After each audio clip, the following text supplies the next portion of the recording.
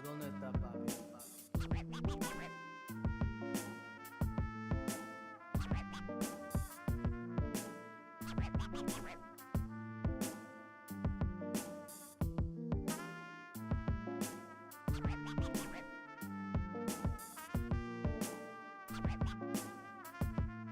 ¿A dónde está papi?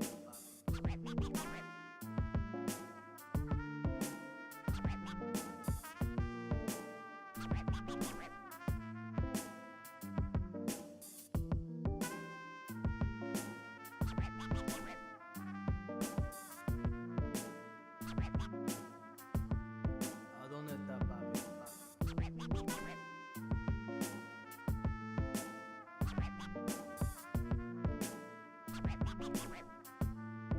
¿A dónde está papi? It is okay.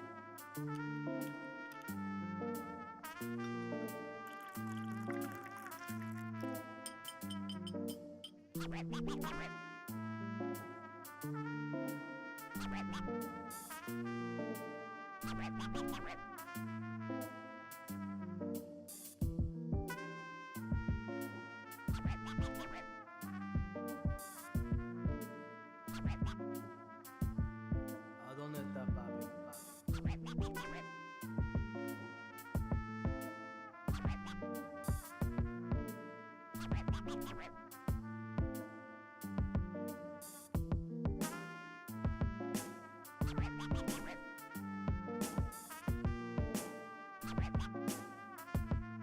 ¿A dónde está papi?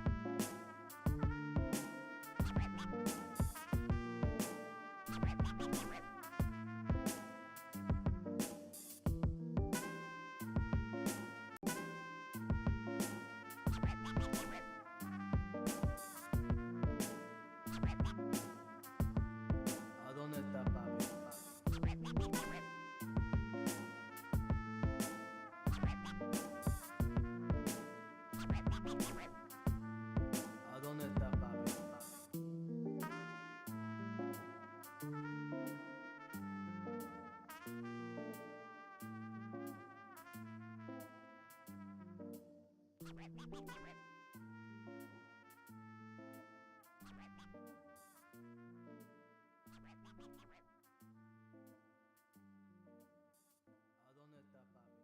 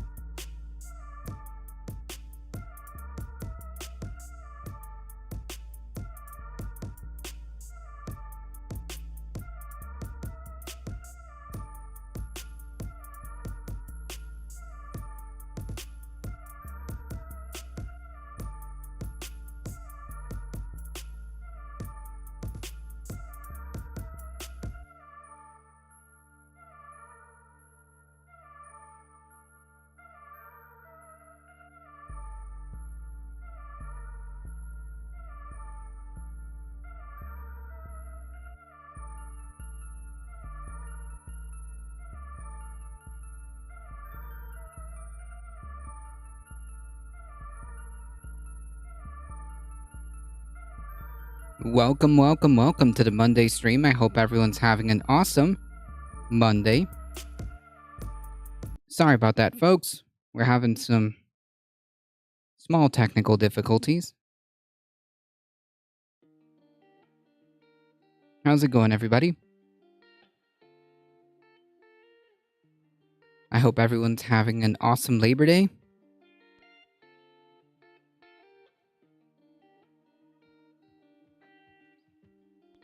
Let me just get something settled here. Hold on, folks.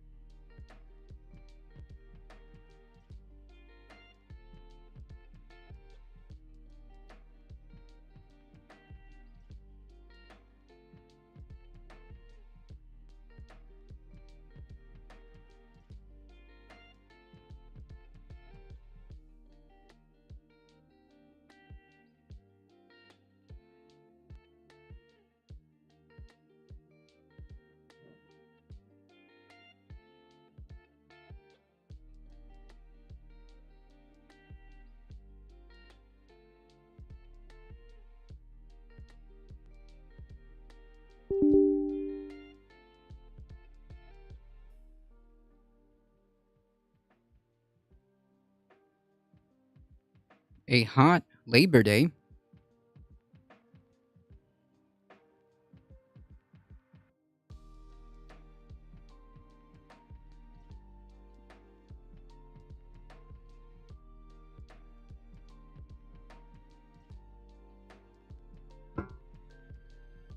How's it going, Redmond Berry?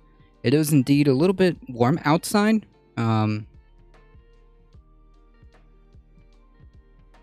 But I don't think anything too out of the ordinary.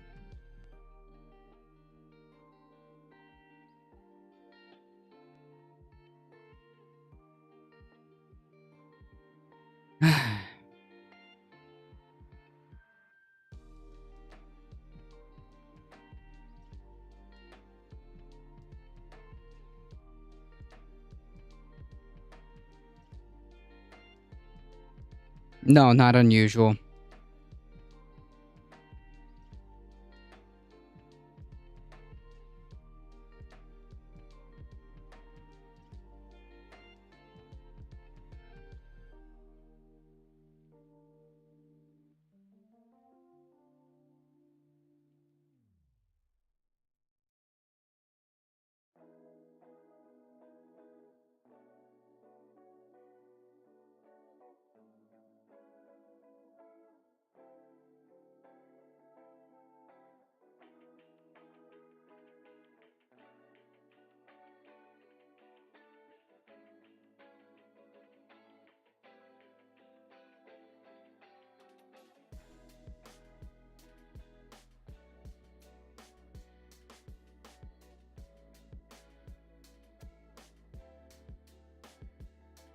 Oops, there we go.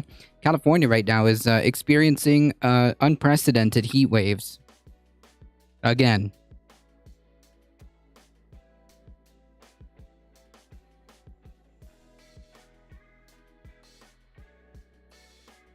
Triple digit weather definitely is, yeah, it's a thing.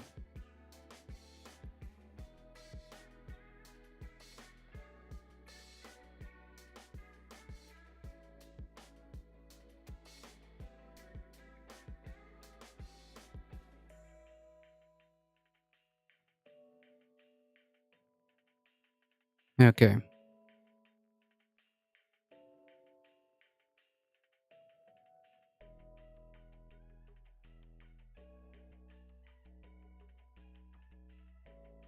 Unprecedented? I think not. What do you mean?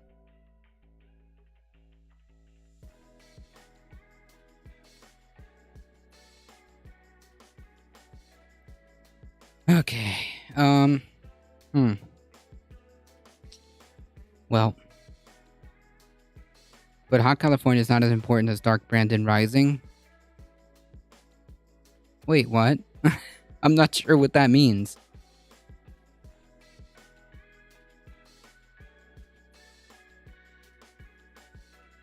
You're gonna have to explain that one to me.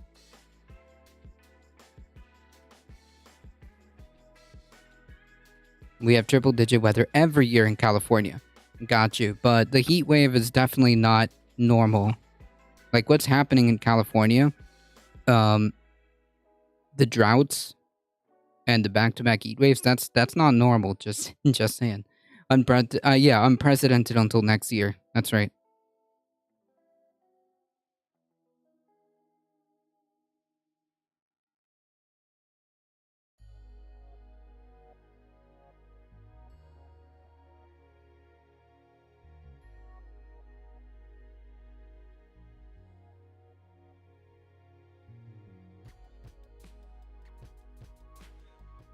Drought is normal. We had a drought that lasted a century once. Wait, what? That is not normal. A drought that has been lasting for, at this point, quite a while.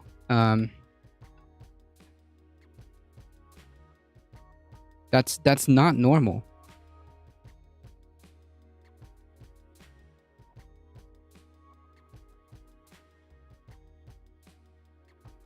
This is literally a historic drought. What are you talking about?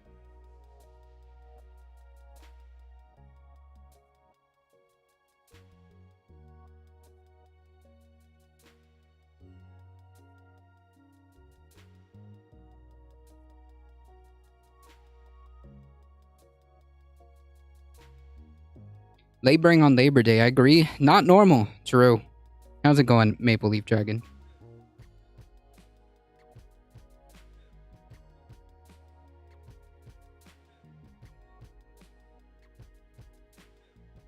If you go back far enough, the Earth used to be an uninhabitable molten ball of rock, so I don't know why anyone is complaining. True. Spandu, how's it going? Not laboring. That's good.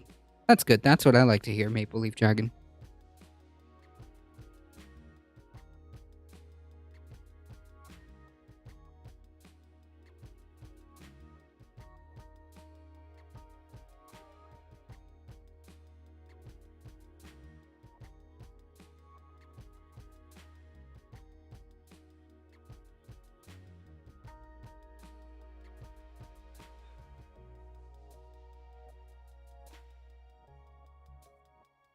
Well, that's good to hear. Alright. So...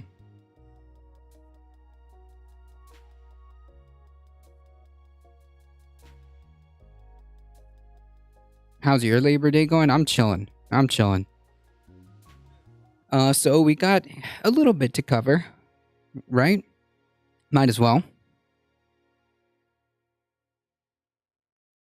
Alio with the 11 biddies. Thank you so much. If you don't see things pop up, I don't know, the new OBS is giving me some issues. I might have to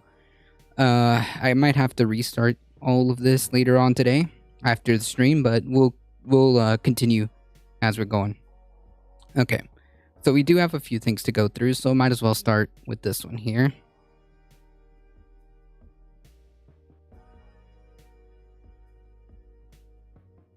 Where is this article? Ah, here we are. Okay.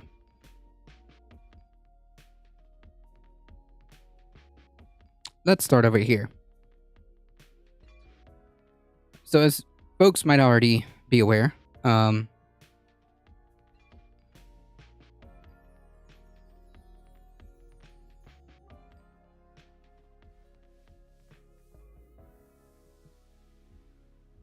A-Bond with the 30 biddies. How's it going? Thank you so much. I appreciate that. As folks may already know, Kiwi Farms has apparently been dropped by Cloudflare, which I assume is the host. This is a... in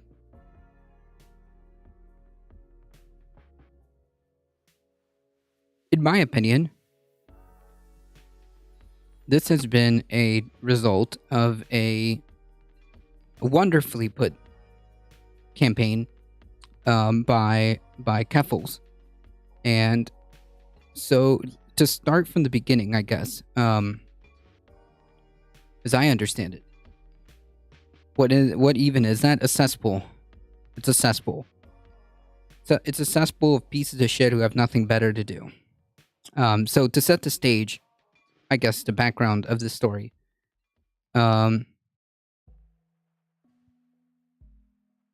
Keffels was, and still is, the target of some very, very, very, very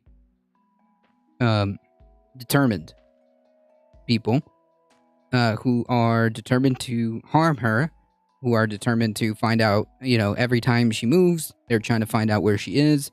They've been sending food to her house. They've attempted to swat her multiple times.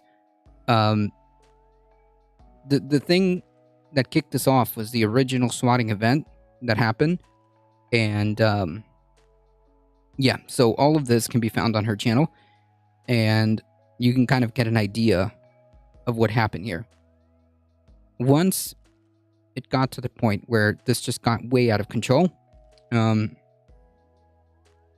Keffel started a public campaign to get Cloudflare to drop Kiwi Farms, effectively putting them out of commission for a little bit, or at least making them run, to the dark web, or forcing them to find another way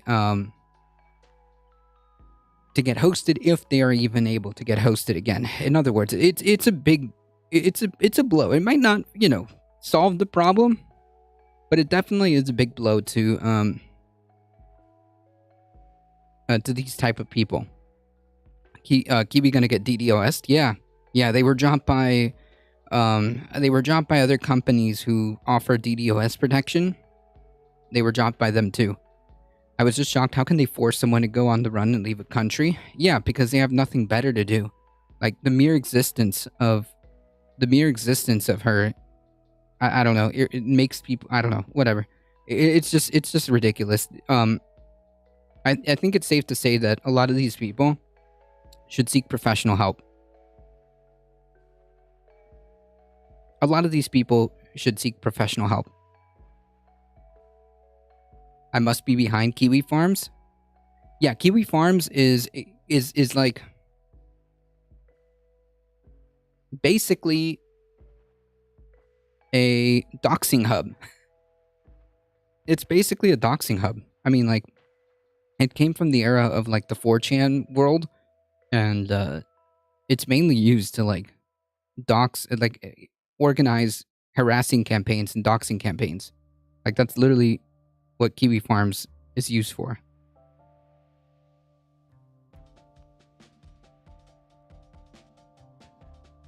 And so now that we have a little bit of that backstory,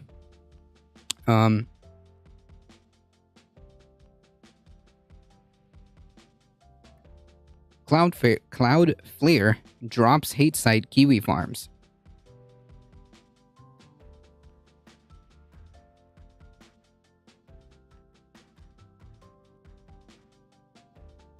So this is excellent news.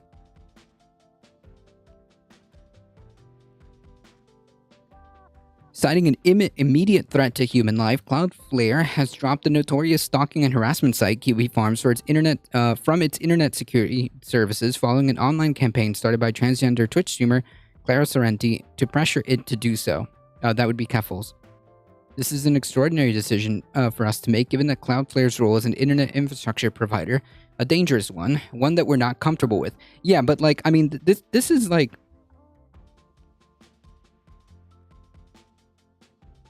this is like baby stuff. Like, there are people, this isn't new either. Kiwi Farms is notorious for years now, for organizing like doxing campaigns and things like that. This isn't new.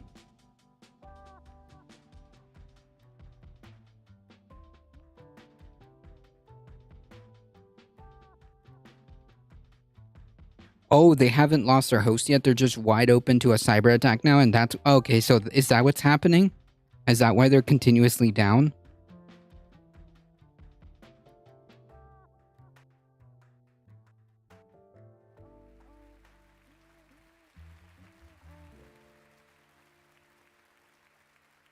If that's the case, oh well, too bad.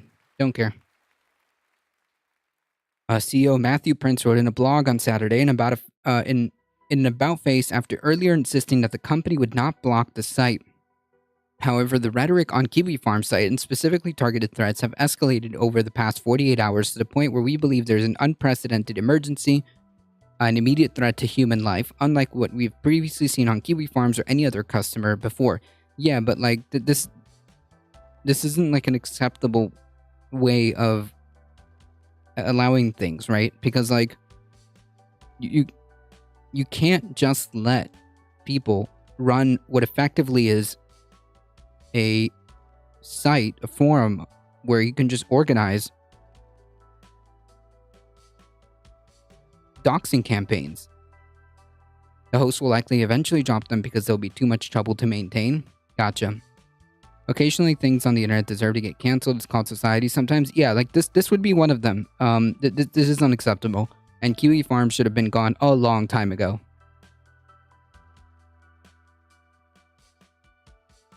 This is an extraordinary decision. Oh yeah, okay, hold on. For years, members of the site, created and operated by Joshua Conor Moon, have congregated on what they call a light-hearted discussion forum to organize vicious harassment campaigns against transgender people, feminists, and others they deem mockable.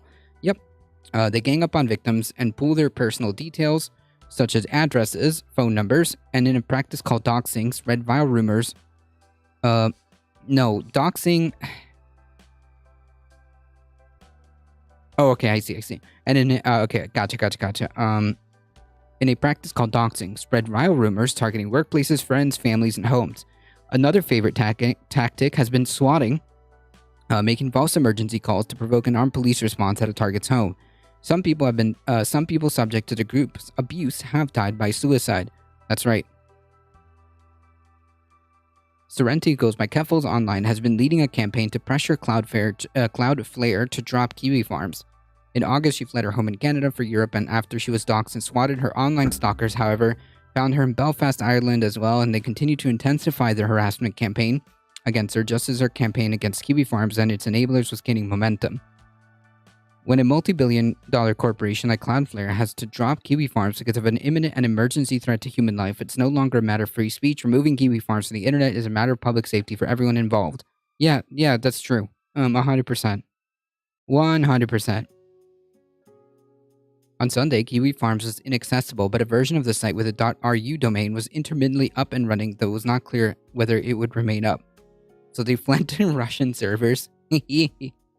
The decision to drop Kiwi Farms on Saturday was an about-face for Cloudflare and Prince, who earlier this week put out a 2,600-word blog post without mentioning the site by name, doubling down on the decision to protect it and comparing Cloudflare to a phone company that doesn't terminate your line if you say awful, racist, bigoted things. No, but if you start targeting people and posting their details online, and you know that this has been going on for years and years on end, yeah, I think it's a little bit more than that. I think it's a little bit more than that. Kiwi Farms, like I said, should have been gone a long time ago. Sorrenti and other targets of the site say it's far worse than that. As trolls on the site relentlessly pursued their victims offline, often for years on end. They're trying to get people to lose their jobs. They're trying to get people to lose their housing, to be starving and homeless. Liz Fong Jones, a former Google engineer and cloud computing expert who is transgender, told the AP last week. And then they go after people's families, and then they tell people that the only way out is to, unalive themselves or Roblox themselves. Moon started Kiwi Farms nearly a decade ago as a wiki site dedicated to harassing transgender women. Moon even used a woman's initial in an early version of the site's name. Over time, its users began to target other people. Most active online users who are transgender have autism or other mental conditions. Kiwi Farms, in its current form, was born in 2015.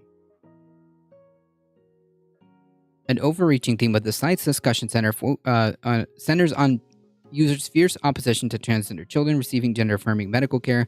Members typically refer to those who support such treatment as groomers and pedophiles, rhetoric that's also increasingly used by conservatives and their opposition to LGBTQ rights. That's true. There has never been a violent incident in our history, which cannot be said for many other sites still on Cloudflare. This narrative feels like a lie spin up to save face. Moon, who posts on Kiwi Farms under the pseudonym Null posted on Saturday in response to Cloudflare's cutoff. Yeah, well, that's not true.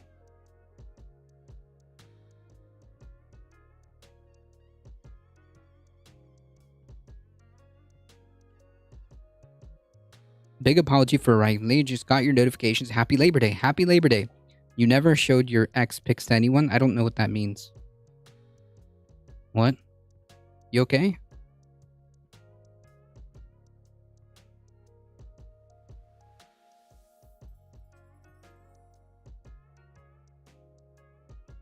This is categorically not true, as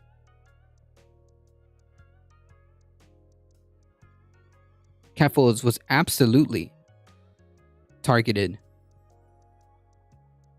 They sent police to her house.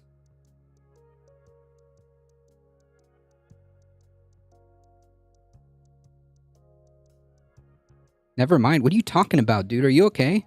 Did you get lost? I'm fine, thank you. Welcome, welcome.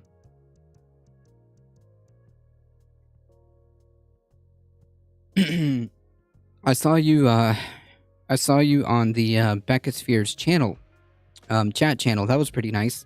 I appreciate you going over and showing some support since I can't be there in the mornings. Or I should say, I can't stream in the mornings. I can, however, be in chat.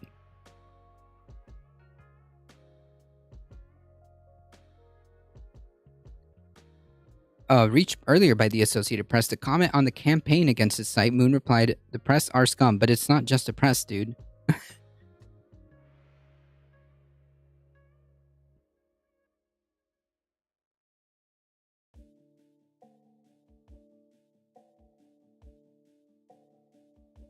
I told Becky that I came from you. Hey, awesome. Bob Dragon. Sorry I haven't been on much. That's okay. I appreciate you hanging out. Breaking, popular punk band Dropkick Murphys rip into MAGA during a show in Pennsylvania. And says, if you are buying those effing hats, then you're being duped by the greatest swindler in the history of the world and need to wake the F up. True. True.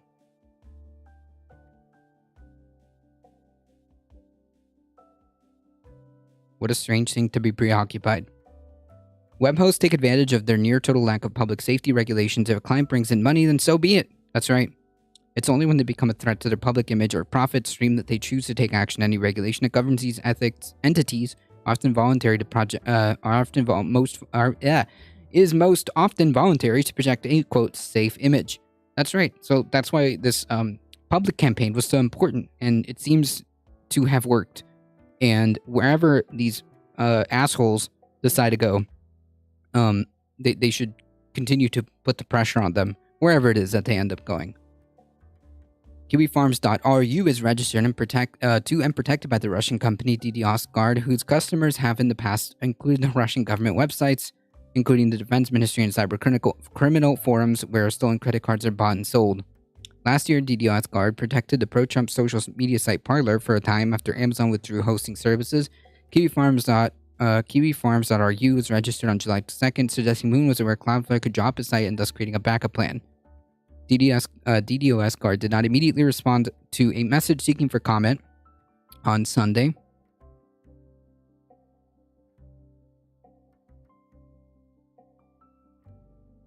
I thought progressive people ain't that judgy. I mean, you're using words, I guess. The issue I'm having is, what was the relevance of that comment? You never showed your ex pics to anyone. I mean, yeah, that's kind of strange.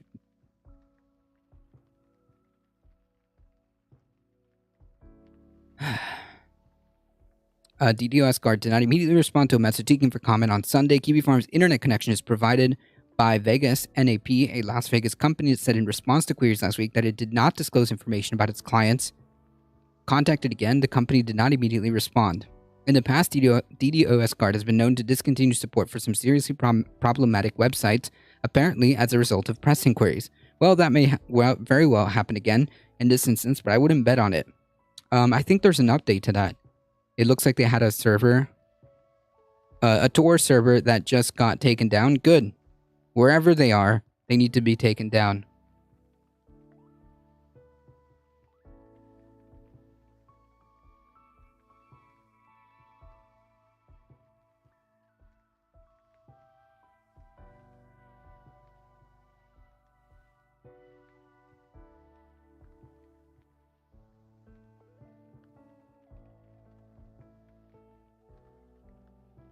Let's see.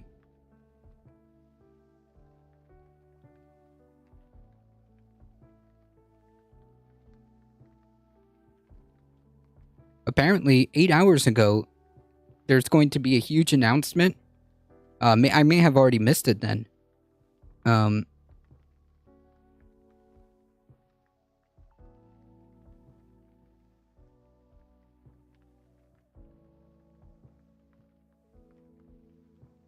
The IP host Final Solutions LLC just dropped them. Jesus Christ.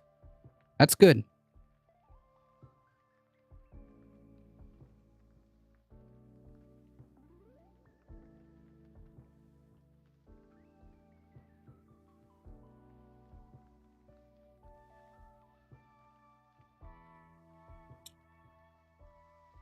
HCAPTCHA dropped them.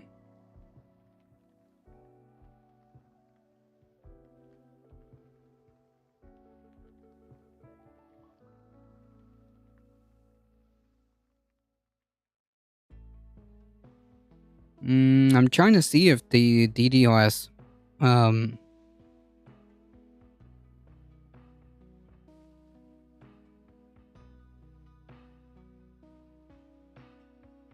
that DDoS company. DDoS guard is what I'm looking for. Yeah, literally just announced. Nice. Nice.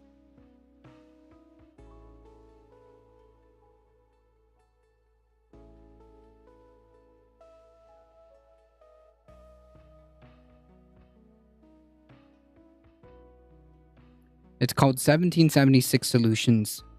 Gotcha. So does that mean they're like done? Like good? Done for good and being forced to like, I guess, be on their own servers that they would have to create?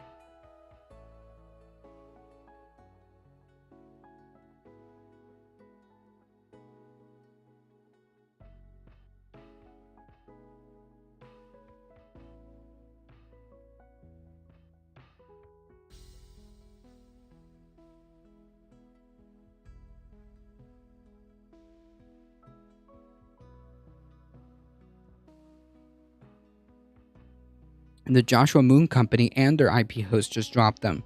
Okay. So is that like, does that mean they're done for good?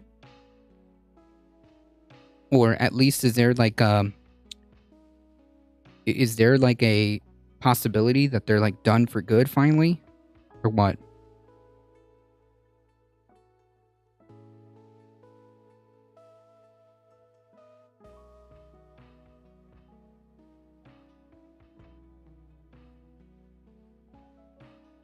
It says going live at 5 p.m. Eastern on Twitch for the final update of the Drop Kiwi Farms campaign. Okay, well, I could just go and look at her website.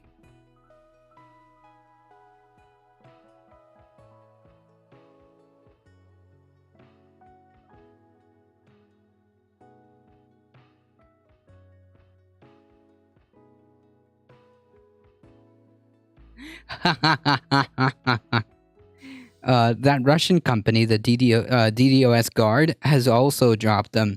Holy yikes. Oh man, it looks like a full-on GG, folks. Here, this is the final statement from Keffel's campaign. We'll just read this after we're done here. Okay. So it looks good. Yeah, I've got the AP link. It's basically the same. Yeah, it's basically the same.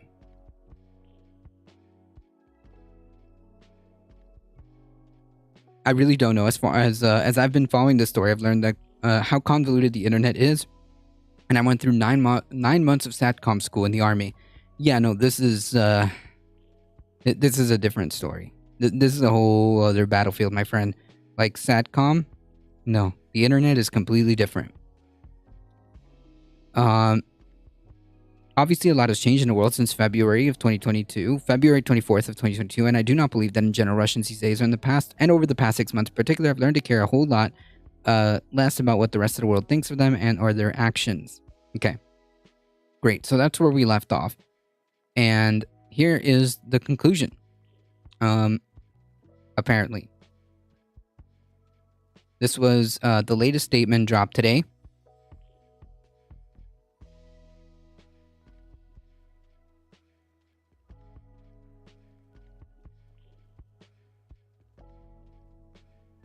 After the announcement that Cloudflare would drop Kiwi Farms as a customer, the site came online again with the Russian domain and switched to DDoS Guard.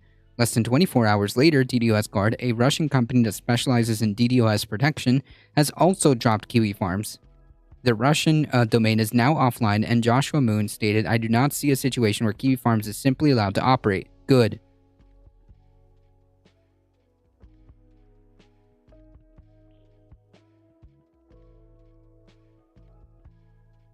It will either become a fractured shell of itself like 8chan, or jump between hosts and domains like Daily Stormer. Many sites that have faced pressure campaigns to be deplatformed like 8chan and Daily Stormer are still online. They are nevertheless completely impotent. I don't know if completely impotent. I wouldn't say that. But I would say that they are relegated. They are mitigated to such a degree.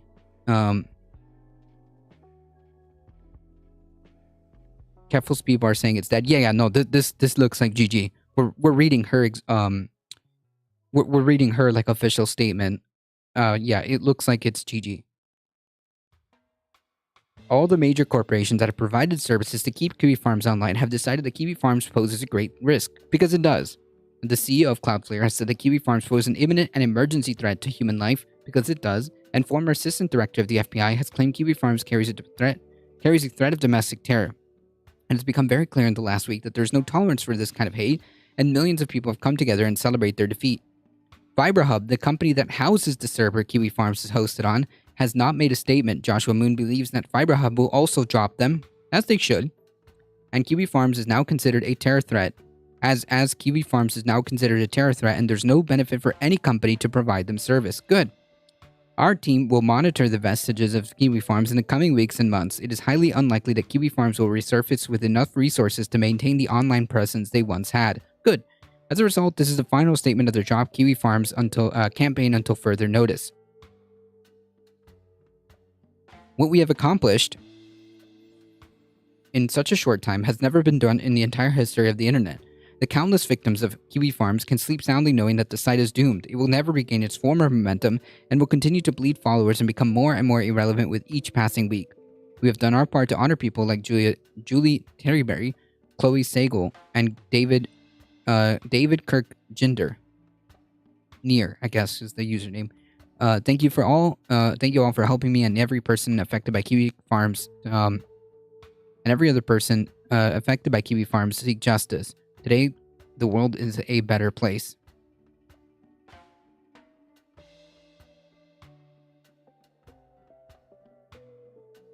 All good. Yep. This seems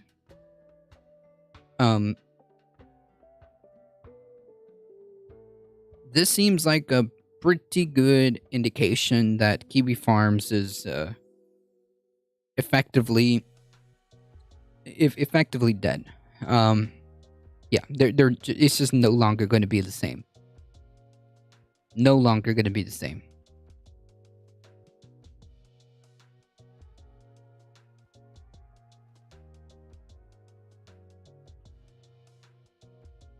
I feel safer already. Me too. I think we all should, right? As netizens of the world, things like Kiwi Farms should not exist. Things like Kiwi Farms should not exist. There shouldn't be a forum where people can gather and harass and get personal information and then organize harassing campaigns. Nah, that's too far.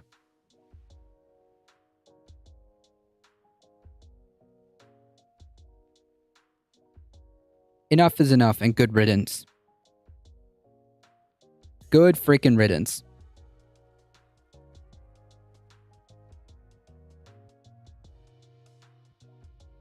Can we now just bookmark it as a bad idea and drop them for immediate consciousness? Kind of. I like basically it's like, oh, send it to me, Bob Dragon. Here. I thought I VIP'd you. Hold on. Okay. Oh, it's because I don't have any more VIPs. Alright. Send it to me, Bob Dragon. Let me correct this, mistake.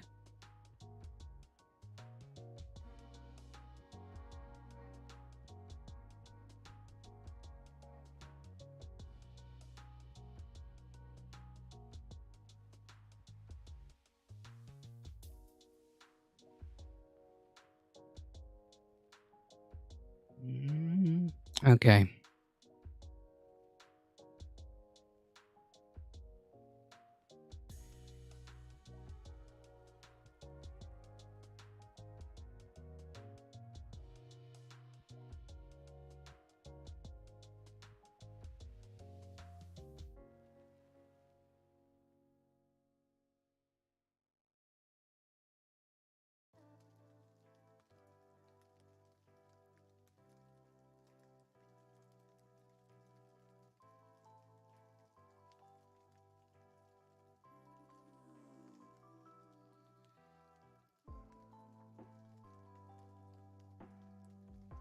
Okay, I think I might have fixed this problem over here.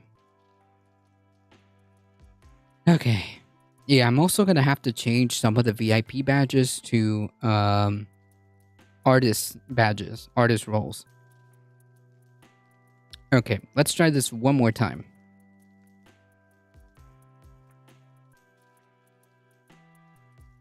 Can I highlight their chat? Yeah, no, I'm good.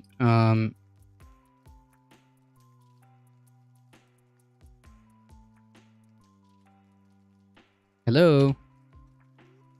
There we go. Okay.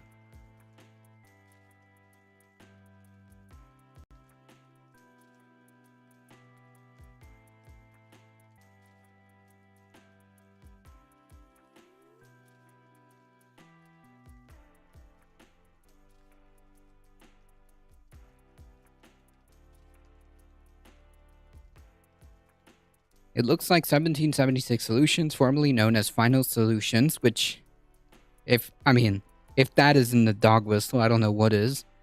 Formerly owned by Josh Moon, that hosts Kiwi Farms, has had its ASN revoked and can no longer assign IP addresses or host domains. Good riddance. Good riddance. This, for all intents and purposes, is the end of Kiwi Farms. They may come back on Tor, but they're essentially dead on the main web. It's not going to be on Google or accessible to typical web users. Good.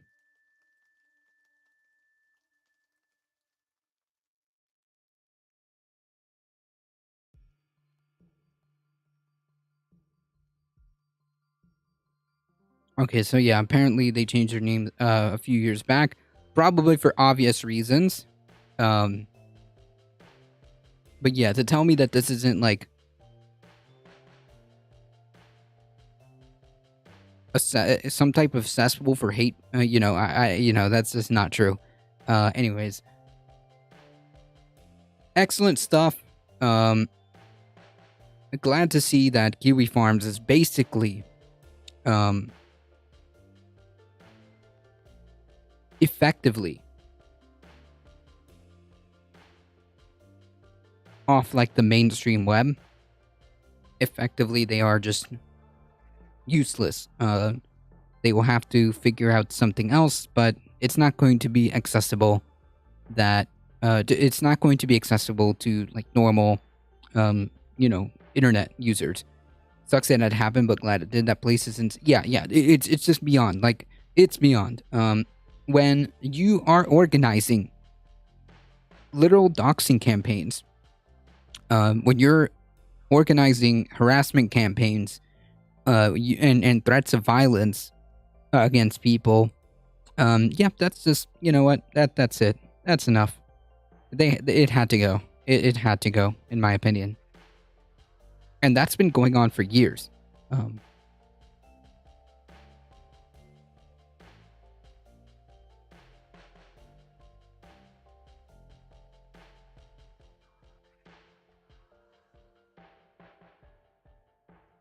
Certainly from a with the intent to get mofos to commit unaliving, yes, and to commit things in Roblox, yes.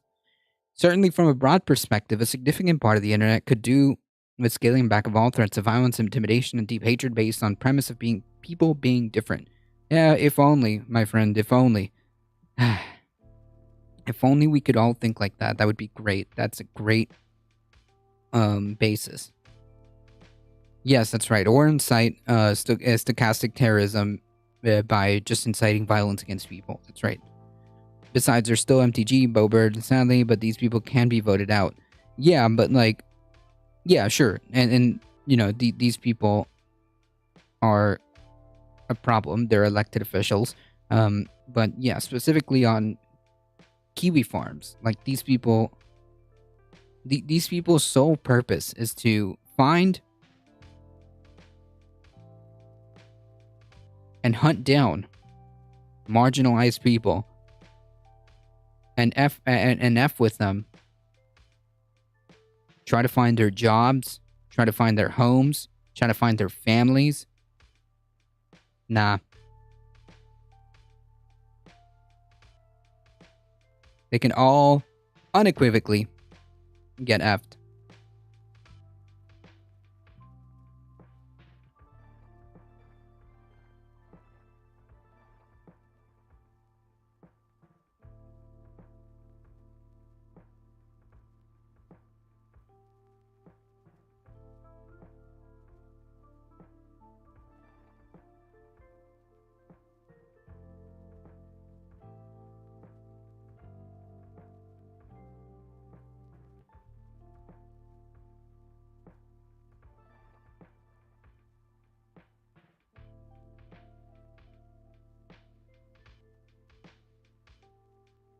So I figured we should start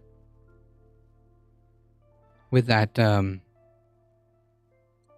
bit of good news, right?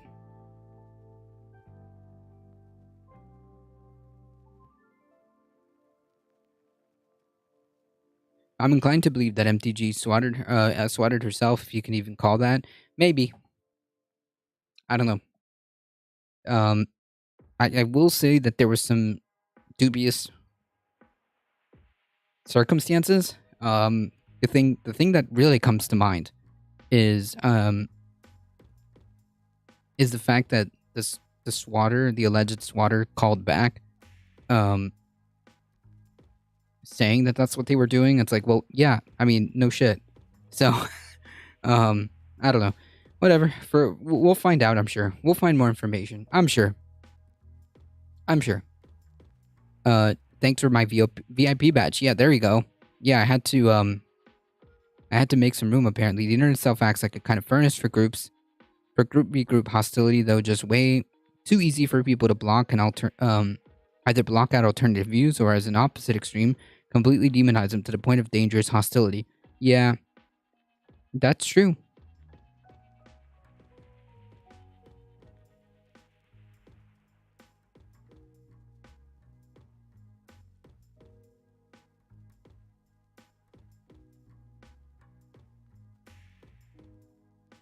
Donald Trump insanely demands that the FBI and Justice Department change the results of the 2020 presidential election, falsely claiming that there was a massive determination. What? A massive and determinative election rigging scam. Well, he's not wrong. There was multiple Republican schemes there was multiple Republican schemes to literally change the outcome of the election. Uh, mainly, mainly the ones that involve shoehorning alternate electors to send to the Electoral College. The other schemes involving contacting Secretary of States, looking for, the winning number amount of votes. We have other schemes where they tried to approach a vice president at that point, Vice President Pence, in in a scheme to get him to reject the results. I mean, like, yeah, there's definitely a massive and determinative election rigging scam by the Republican Party. Yeah, that's 100% true.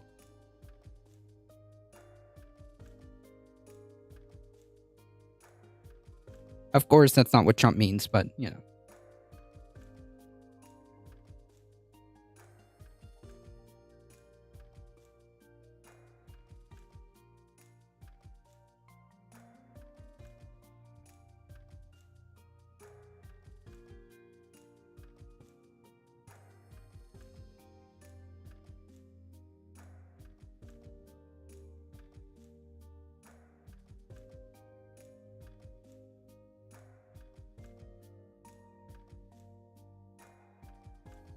Okay.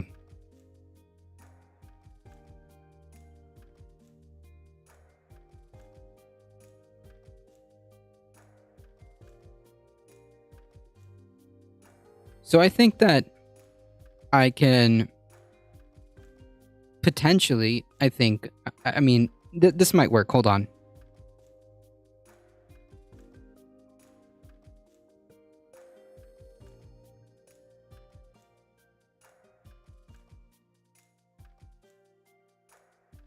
Let's see if we can get this to work.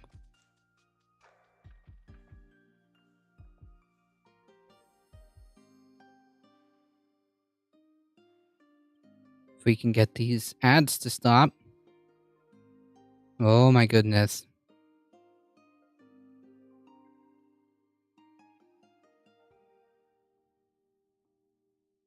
Okay. I have strong feelings about people's information as the address listed online, even in so-called legal ways, have had happening. Yep.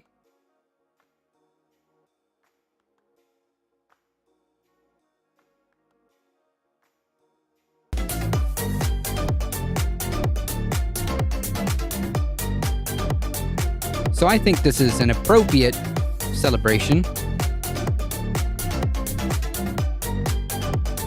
All right. Just so I won't get,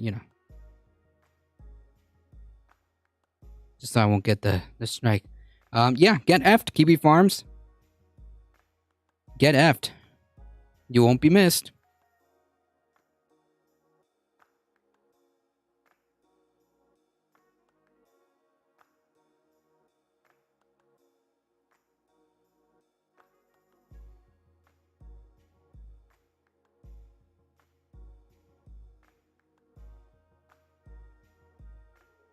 Maple Leaf Dragon with the 100 biddies. Thank you so much. I appreciate that.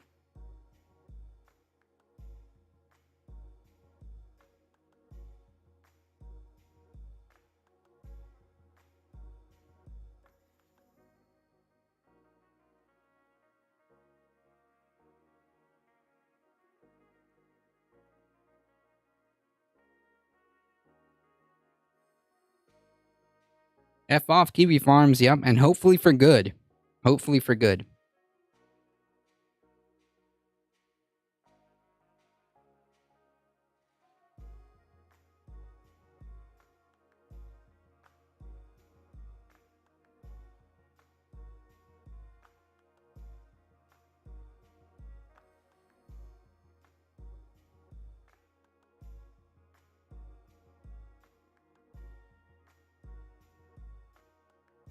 Ex-NYPD officer who assaulted DC officer on January 6th gets record 10-year sentence. Good. I guess this is just another rogue cop, that we seem to never have a never-ending flow of them. By the way, Trump is still facing legal issues. Yeah, I mean, he still has. There's still investigations going on as to whether or not we'll see any what's it called? Any consequences is yet to be remain to be seen. So we'll see. A retired New York police officer who was convicted of several felonies for attacking a Washington police officer with a flagpole on the January 6th insurrection, tackling the officer, trying to rip off his gas mask, was sentenced to 10 years in federal prison. Thomas Webster was sentenced by the U.S. District Attorney to the longest sentence yet, related to the insurrection at the Capitol.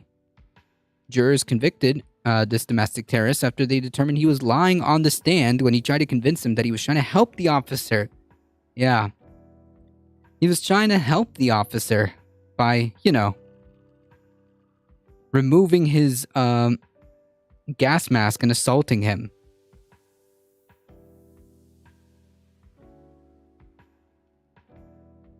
He was trying to help the officer to see my hands when he grabbed the officer's gas mask after he tackled him to the ground.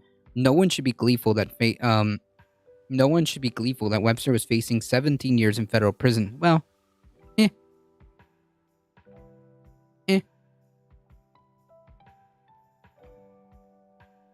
These are the consequences of actions, right? What you did that day is really hard to put into words. It's called terrorism. It's called domestic terrorism. It's being part of an insurrection.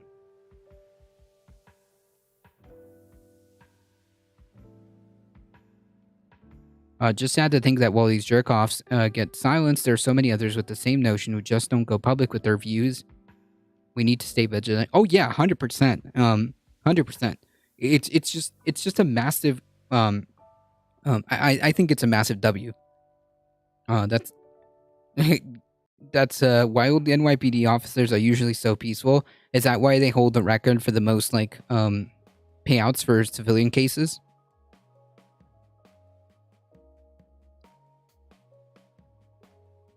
Yes, but you're right, Maple Leaf Dragon. But this is a huge win. This is a huge win. Getting them completely knocked offline to the point where they may not be able to host their site in any normal way, in any way, shape, or form is great. This is good news. Play stupid games, win stupid prizes. Don't like the consequences? You shouldn't have raided the Capitol. Yeah, exactly. That's what conservatives say, right? Play stupid games, win stupid prizes. Isn't that the motto that they love to use? You're exactly right, Echo Resto Dragon. 100%. 100%.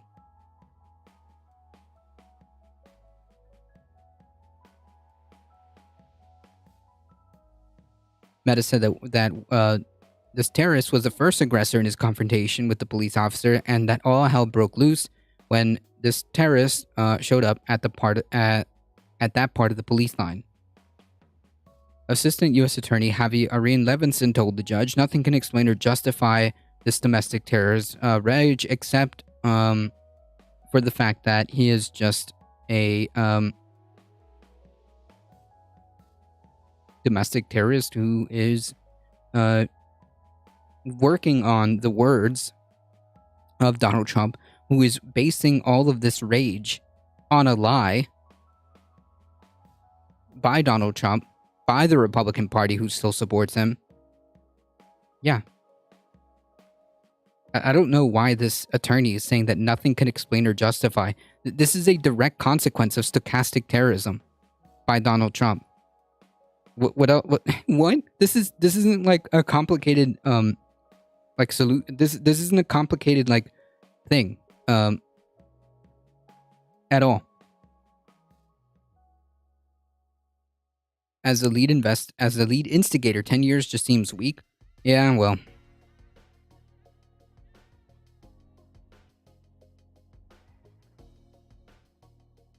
This is a direct result. This isn't a mystery. This is a direct result of Donald Trump's stochastic terrorism. That's it.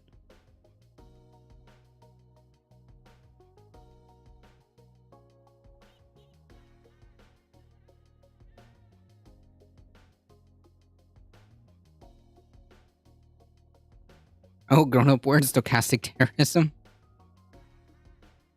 No one knows better than a former cop how dangerous it was on the January 6th insurrection. Adding that this domestic terrorist behavior seemed particularly heinous. Well, yeah, I mean, well, he's a cop.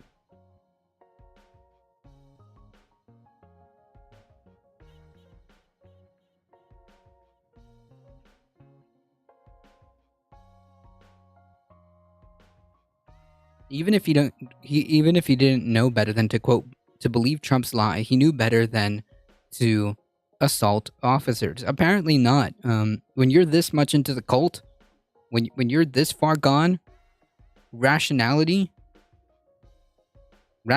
goes right out the window. Critical thinking right out the window. When you're in this level of a cult, then none of that matters. This entire thing was actually based on Trump's lie. That's how this whole thing came about.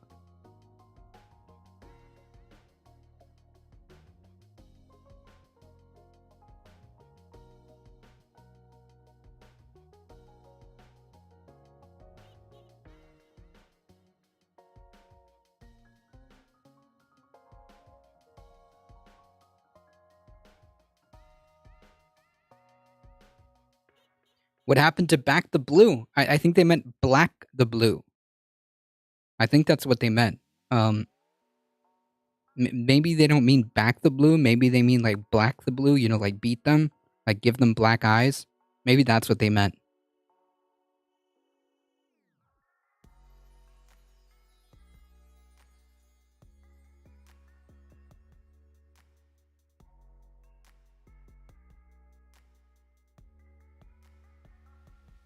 He feels entitled to do what he wants as a former police officer. Webster went, quote, old school and rogue. Wait, going old school and rogue? Is like old school meaning like returning to basics? Like, so the basics to assault people for police officers? What is this?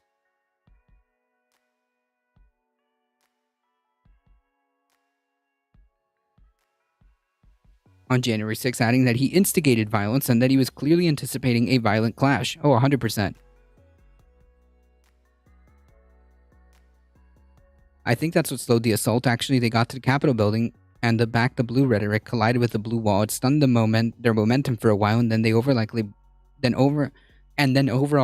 likely blunted their assault. You think so? I think they're just, yeah, I don't know.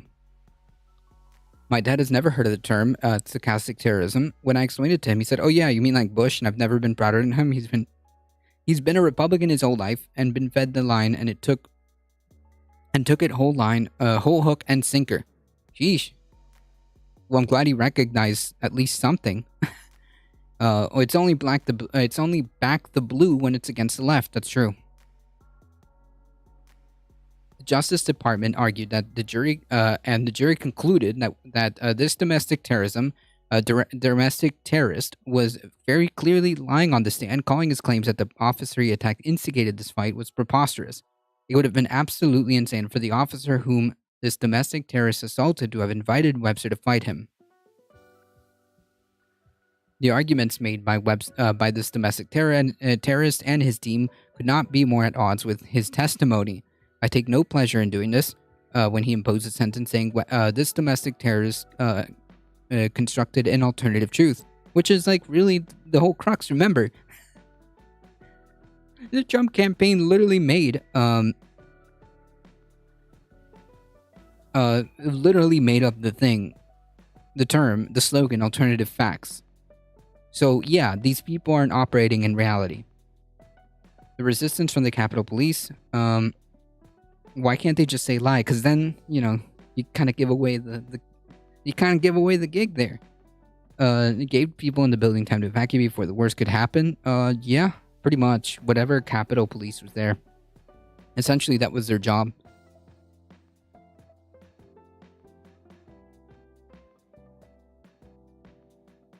The video doesn't lie. The jury saw through it. I saw through it. It wasn't that hard. I'm sorry you thought you could get up there and suggest otherwise. This domestic terrorist lawyers had sought a lower sentence, arguing in a filing this week that he suffered from PTSD from his career as a police officer and blaming his actions on the January 6th insurrection on flashbacks. No. Yeah, Kellyanne with the alternative facts. That's right. Thomas Robertson, another former police officer, was sentenced to over 7 years last month, as was Texas extremist guy Refit. Yep.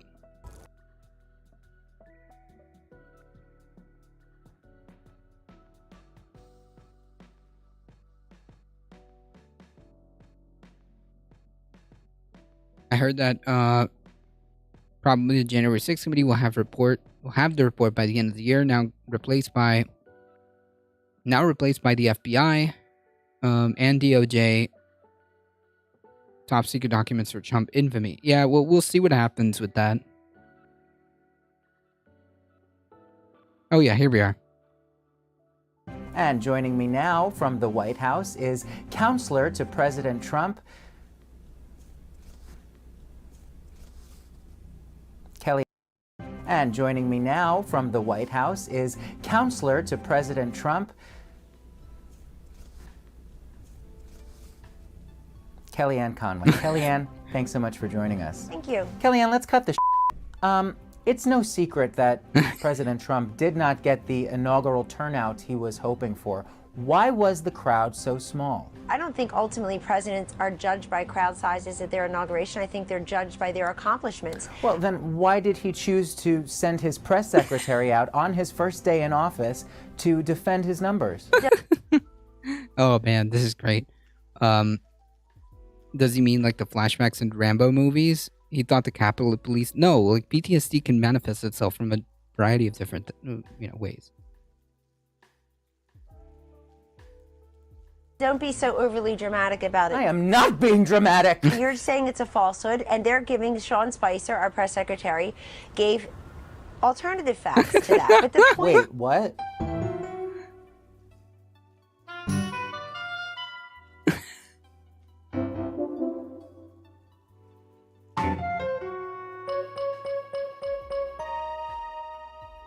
Are you out of your mind? Are you totally gone? Is your weave-in too tight? Is there booze in your cup? Are you pulling my leg? Are you putting me on? Do you think you make sense? This is from Cats, really?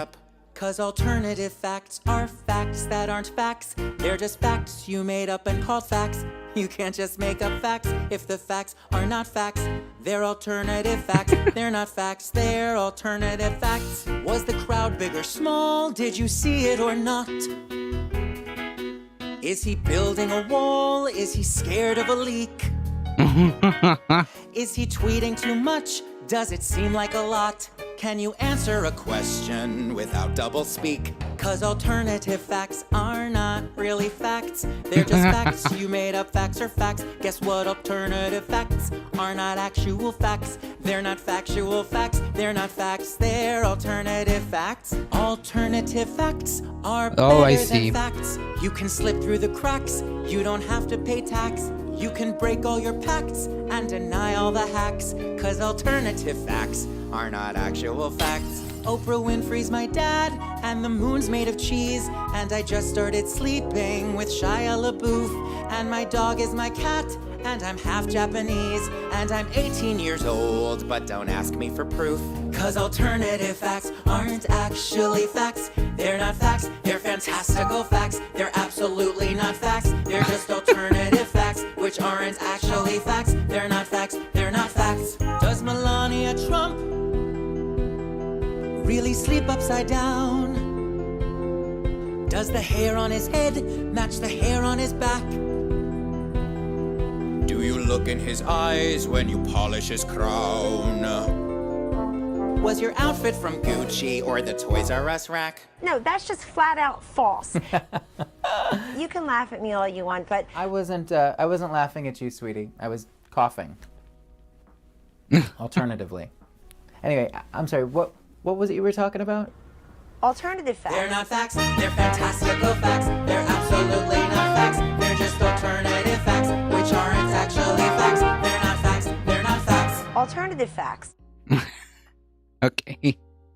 That was a good meme.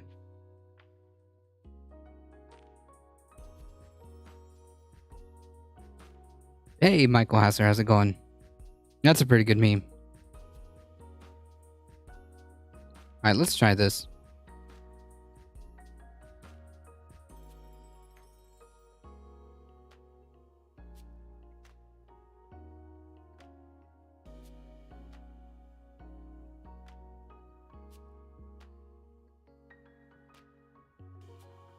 That was fun. Yeah, that's a good meme. Hold on, I wonder if my bot is working.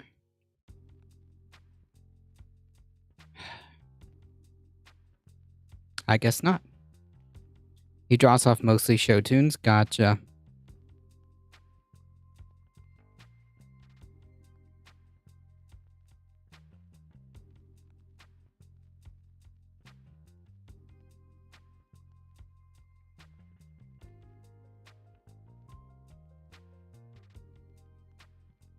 He put that out like 2 days after that interview. That's funny. It's perfect. And fast. 2 days to make all that. Editing and whatever. Yeah. Whew. The bot seems to not be working. Yeah. Well, I just updated to OBS 2.8 or 28.0, whatever. A lot of things aren't working right now.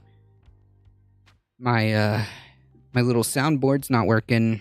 Yeah. A lot of things are just not 100%, but that's okay. Yeah, it's impressive. From a video standpoint of view to edit and do all that. Yeah, that's wild.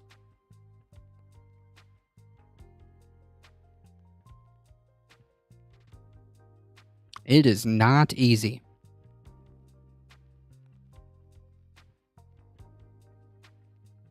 Anyways.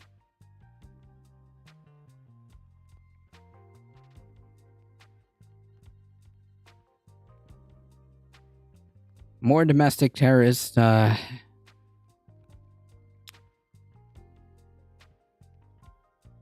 getting consequences. Oh well.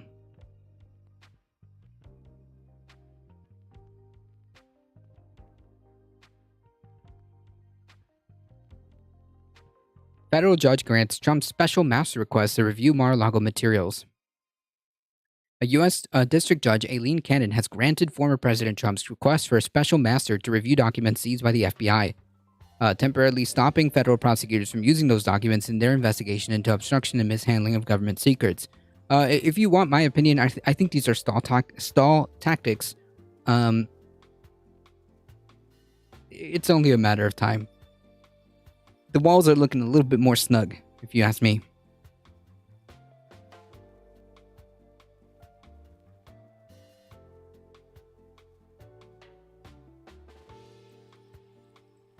Has there been any backlash, I guess, from Trump's Saturday night? No, I didn't even I didn't even watch that. Is a special master when Jeannie says, "Oh, master"? No, I don't even know what that means. You're not making a lot of sense. This judge has absolutely nothing to do with this case. Just gave themselves jurisdiction? Huh. Okay, that's kind of weird.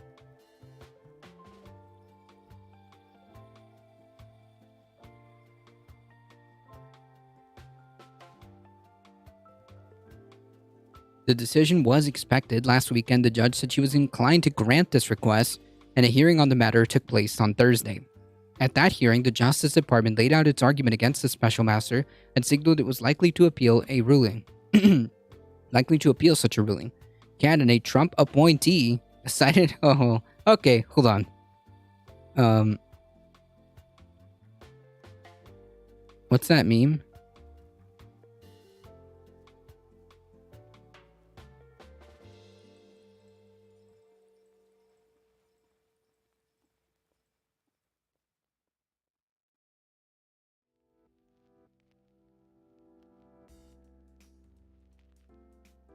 Oh, yeah. It's all coming together. They filed a motion for the special master with a different judge that had not ever seen the affidavit or anything before. She was probably going to allow it in a different district entirely. Oh, so this wasn't even supposed to be a thing. But it all comes together when you read that she's a Trump appointee. Okay. The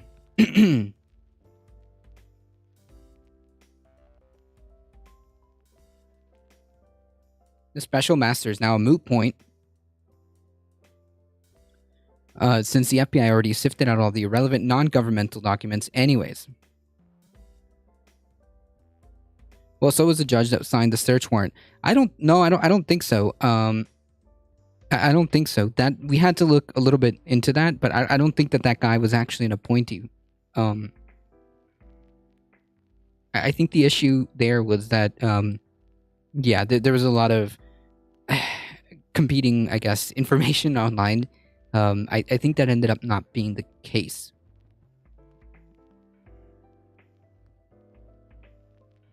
Never mind, I thought he was. Me too. I saw a whole bunch. Me too. I saw a whole bunch of information pointing that way, but I don't think that ended up being the case. I don't think that ended up being the case. The FBI director that did the search warrant or whatever was an appointee by Trump. That is something the executive does point out, but I think we had to go through some digging to figure that one out.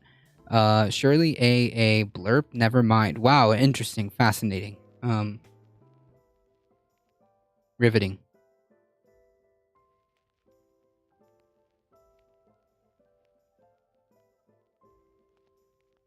Blurp. Yeah, me too, Buff Dragon. I really thought so the same. I saw a bunch of information pointing that way, and I was like, I think this guy was appointed by Trump. How ironic would that be? But no. Canada Trump appointee cited her order on Monday on the need to ensure the appearance of fairness and integrity under the extraordinary circumstances presented. But as Maple Leaf Dragon pointed out, maybe this is not going to end up being meaning anything at all, since the FBI has already essentially sifted through whatever it is that they needed to do. But what it does sound like to me is a stalling tactic. That's what it sounds like to me.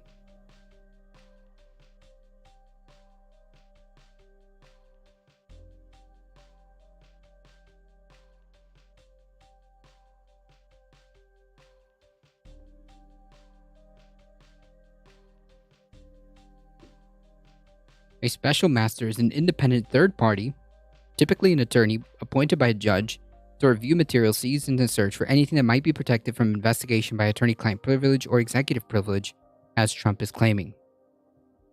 The judge also ordered the government to cease any review of or use of the material for its criminal investigation until the special master's review is completed.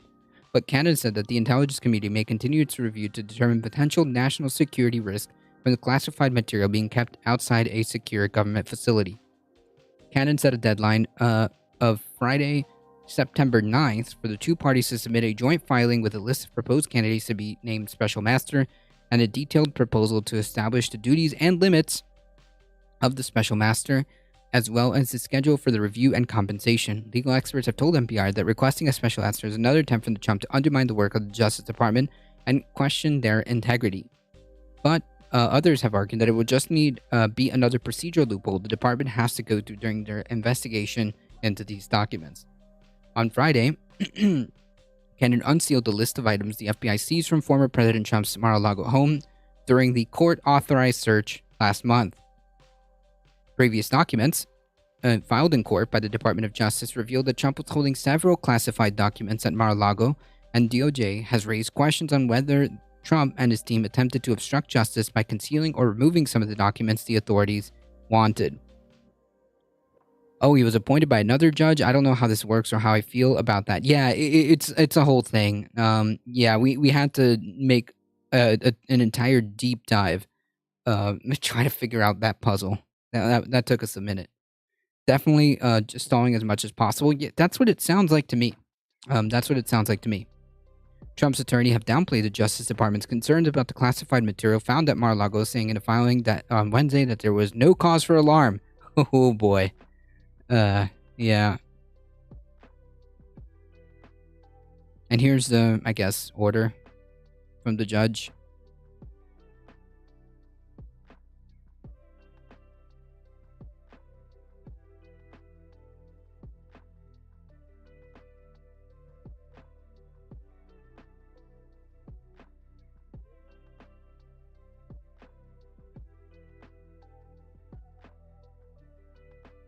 What's this? Are you like not able to read? Are you not able to read, or is there an issue? Can you not hear?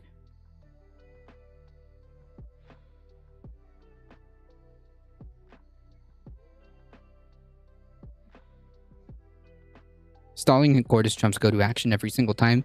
Yep, but there's only so much there's only so much that you can do, you know, eventually, even if it's years later, eventually it'll catch up to you.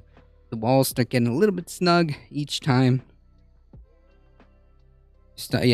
Trump returns to rally team. You can send that to me, or yeah, you can send that to me. The judge who's weighing on the special master motion is now kind of in trouble because instead of denying the motion on standing, they now, according to Glenn Krishner, need to save face by possibly allowing a special master to examine the documents the FBI filter team sifted out. Oh man, what's that gonna cause? I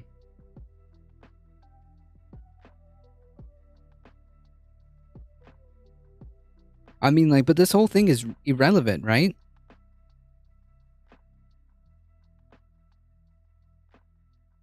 For some reason, my bans are not recorded. Or are they? If a Twitch channel is deactivated, will the record of my being having... Yeah, probably. I don't know.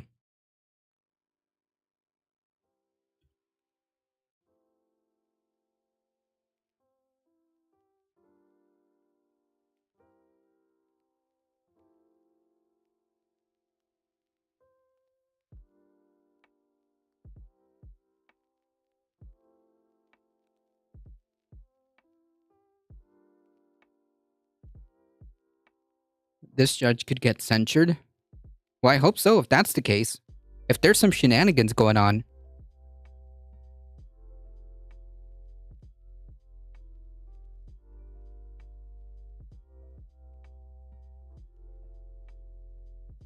If there's some legal shenanigans going on, absolutely they should be censured.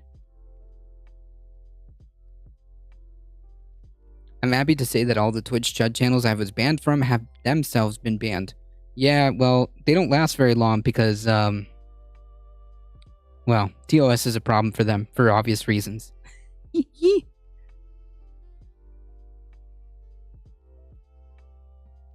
We have thunder and rain here in London. It's been raining here all freaking day and yesterday too. Oh my god, it's a mouse. Thank you for the follow. Appreciate that. It's pretty minor. They should have just not taken up the motion. Well, I mean, if they fudged it up, oh well. Consequences.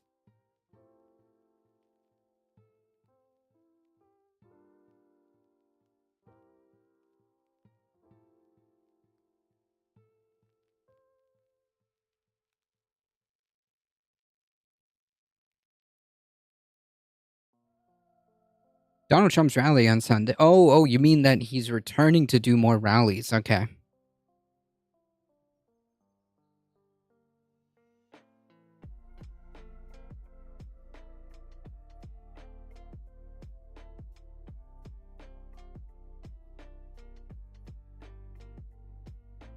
The only channel I've been banned from was Mythic Politics was banned, and I got banned because he went on several minute-long kink-shaming rants against me for absolutely nothing, and a mod perma-banned me. What? Sheesh. I've never seen Mythic Politics.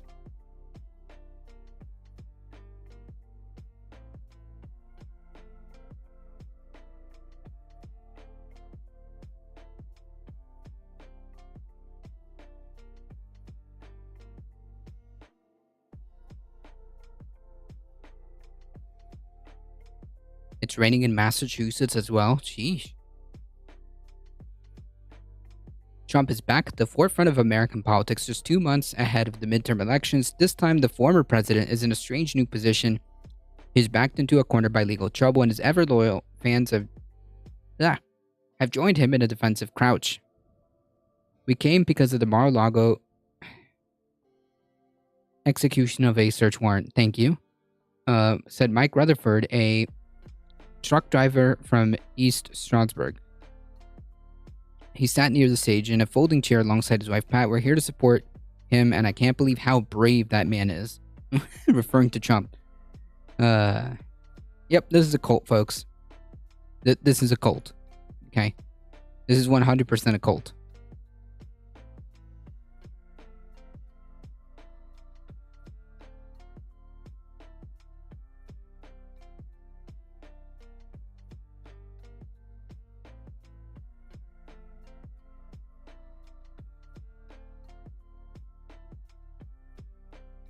Mythic timed me out the first time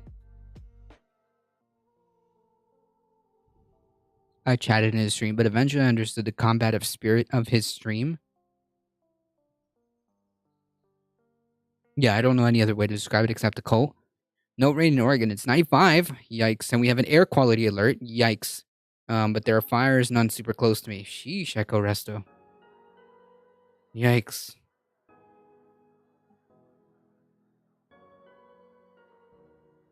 The puppy community is when you play a dog. What? What are you talking about?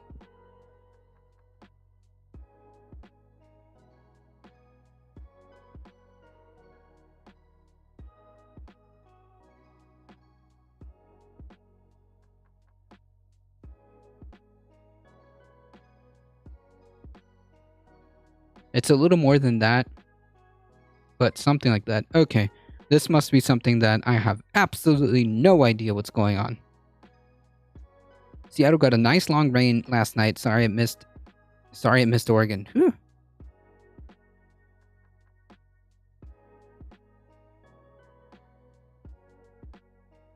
Oh, okay, now human pups. Gotcha. Okay, now that makes sense.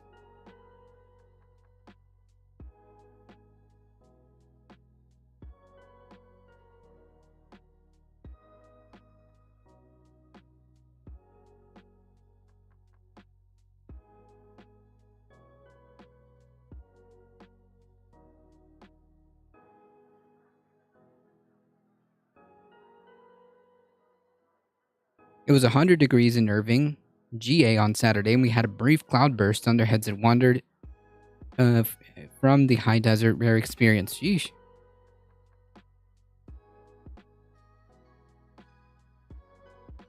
It all makes so much sense now. Now that you explain it, I gotcha. Bup is short for Buppy or boy pup, if you please. Gotcha. Okay, well, now this makes sense. Former President Donald J. Trump has no event scheduled but blames Biden for NBC cutting 33% of primetime programming. What? Wait, isn't this the same guy who constantly shits on the mainstream media? Why would he care? Why would he care if he can, if even if that was the case, which Biden obviously can't do that, but even if that was the case, like, why would Trump care? It's the mainstream media.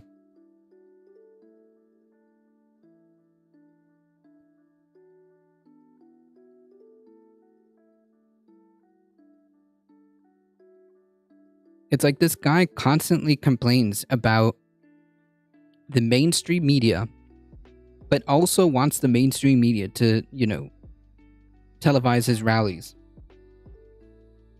Letox, thank you for the follow. Appreciate that.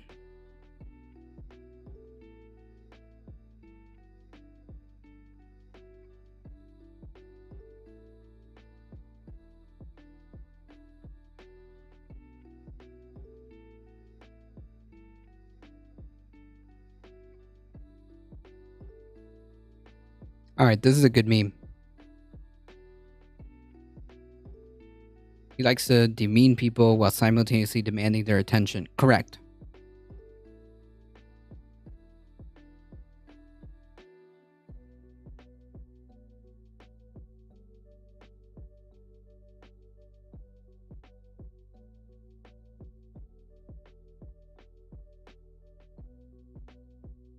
Wisconsin activist who ordered absentee ballots in others' names charged with election fraud and ID theft.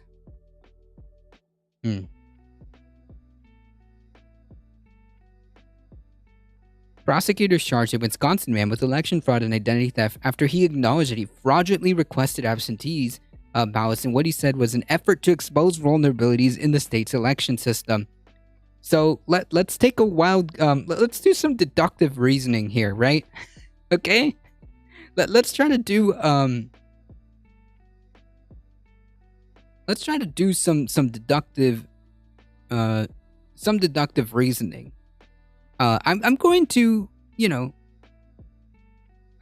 I'm going to take the liberty of taking a guess and assuming that this guy is obviously a Republican.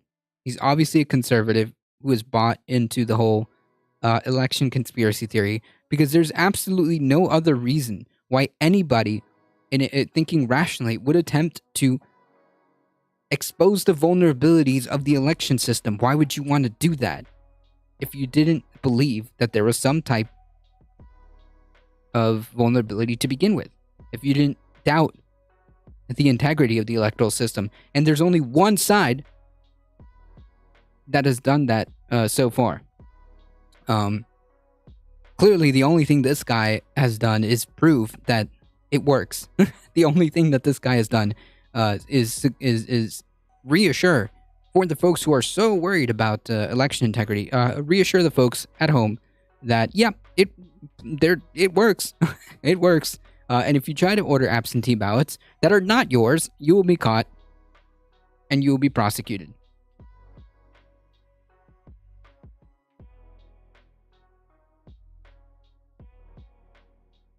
When the F is my House representative going to get arrested? Effing Andy Biggs? Jeez. Yikes. The State Department Department of Justice charged 60-year-old Harry Waite with 2 misdemeanor counts of election fraud and 2 felony counts of identity theft. He would face up to 13 years behind bars if convicted on all 4 counts. Waite told the Associated Press that in a telephone interview that he wasn't surprised he was charged. I mean, what did you think was going to happen? Did you think they were just going to let you do that without consequences? You've got to expect to pay some cost sometimes when you're trying to work for the public good. But, like, what does that mean?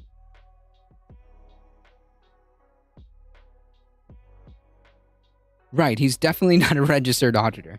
What does that even mean? To do, like, this is all on the premise that there's something wrong with the election system.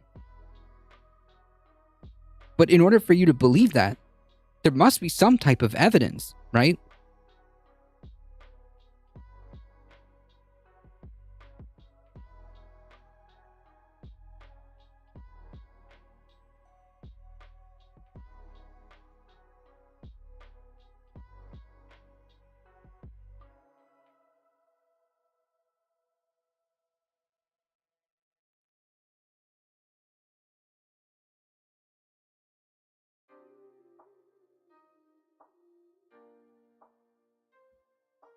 Yeah, who's product testing? Right. Product testing. There you go. That's what it is.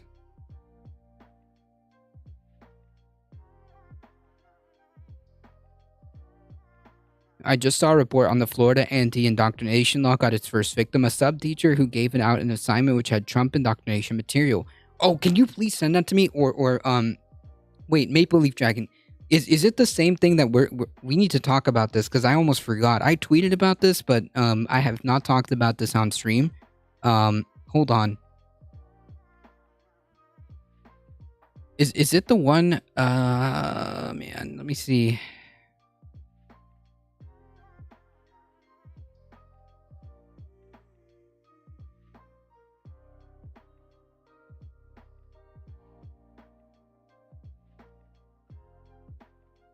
Aha.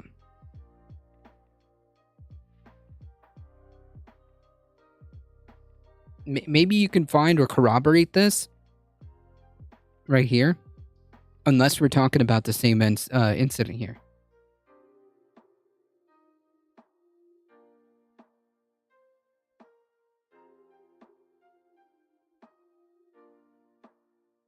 If you do find it, whisper it to me to make sure that we cover it. You can't always stay in the safe zone. Anyways, so what I was trying to say is, like, in order for you to think that there was some kind of issue, you might have had evidence to suggest otherwise. You didn't need to go through all of this, right? Like, this is like irrational. But whatever. This is conspiratorial thinking. You're in a cult, okay? The charges mark another bizarre chapter in a seemingly endless fight over election administration in Wisconsin, a key battleground state as the 2024 presidential election approaches. The battle began after Joe Biden won the state, in 2020, defeating former President Trump by nearly 21,000 votes. Trump has refused to accept the loss, insisting that the election was marred by fraud, zero evidence, multiple reviews, and court decisions have upheld Biden's victory. But Trump supporters have spent months since promoting this baseless claim that Biden somehow stole the election. Right, somehow, meaning there is no explanation as to how the Biden administration, how there's a coordinated effort between, I guess, Democrats, foreign dead leaders, and the machines themselves. It just, none of it makes sense because there's no evidence for it. It never happened. Okay. What did happen, and what we can find and point to that actually did happen with evidence, is that the Republican Party was actually the party that was trying to overturn a free and fair election. We can prove that. We have evidence to suggest that that is the case. We have communications indicating that these folks were attempting to subvert the will of the people. To again, I'll say this again, they tried to literally shoehorn what they call alternative electors, which is where the whole like alternative facts meme, we kind of got sidetracked. But anyways, the alternative electors,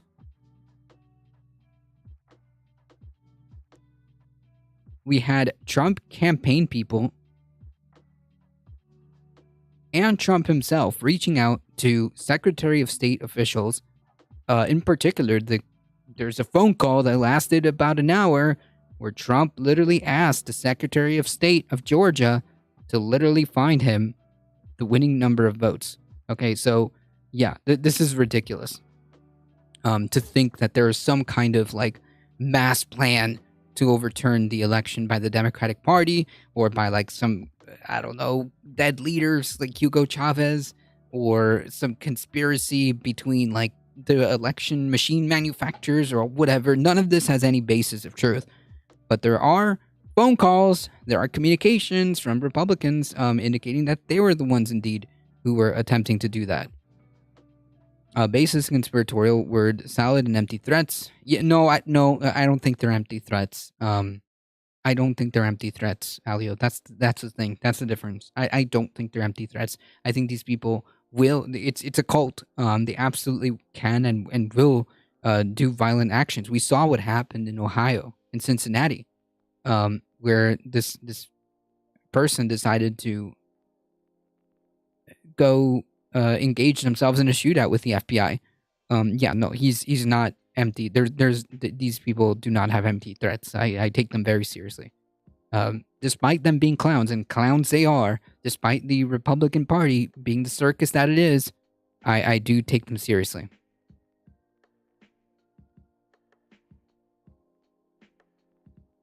Publicly acknowledged in July that he visited the state's MyVote Wisconsin website and ordered absentee ballots in the name of Assembly Speaker Robin Vos, Racine Mayor Corey Mason, and several other people by entering their personal information. So he engaged in identity theft, and he said that he asked ballots to be delivered to his home. And that also means, like, just because you ask for ballots does not mean that you will cast those ballots. Those are two different things as well. He said that he then told Racine County Sheriff Christopher Schmaling about what he'd done, and he said that he was trying to show that the site was vulnerable to fraud. That doesn't prove fraud. It proves that you can try to order absentee ballots in other people's names, but if you do and you put your own address, then yeah, cops are going to show up. Yeah, dude, that's kind of how that works. What? According to a criminal complaint, the Wisconsin Election Commission notified the state's Justice Department on July 28th of 8 possible fraudulent absentee ballot requests. Right, like these aren't even like votes that were casted. Just to be clear, and these were absentee ballots that were requested fraudulently. That's what happened here.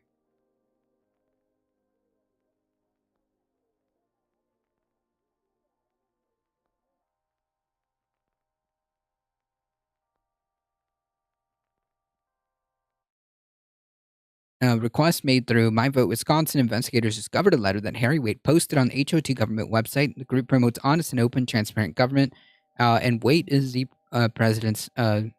group's president. Waite said in the letter that he'd gone online and successfully ordered ballots in the name of at least 2 other people, and the ballots shipped to his address. The complaint identified those people only as Individual 1 and Individual 2. Again, you asking for these ballots is not indication of election fraud. Like, it is not indication that like there's that fraudulent votes were casted, right? You asked for an absentee ballot. That is a form of voter fraud or election fraud or whatever, but that doesn't mean that you ended up casting those votes and that those fraudulent votes ended up being counted, right? You're not exposing any vulnerability. The only thing that you're exposing is that the system works. You got caught. You got caught, my dude. Waite went on to say that he obtained permission from others around the state to pose as them and order their ballots to be shipped to his address. I stand ready to be charged for exposing these voting vulnerabilities. What voting vulnerabilities, my dude? You aren't even able to cast them. What, you're gonna show up to the ballot place with a bunch of ballots?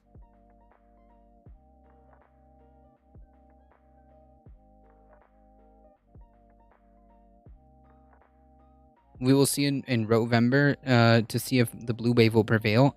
Yeah, I don't know. It's hard to say. It's hard to say. It's hard to say.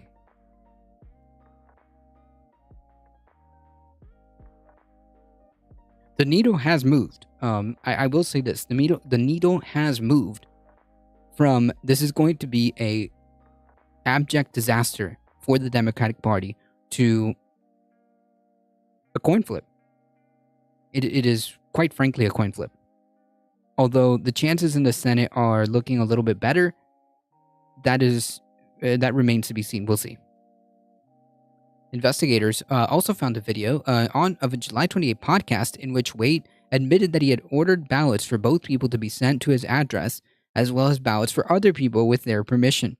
He said he is expected to be arrested and called for others to request absentee ballots in others' names and have them sent to state officials. But again, what does that prove? That you can, try to steal somebody's identity and information, or like have somebody's information and be sent an absentee ballot? Like, if you try to cast that, they're gonna find out. So, okay.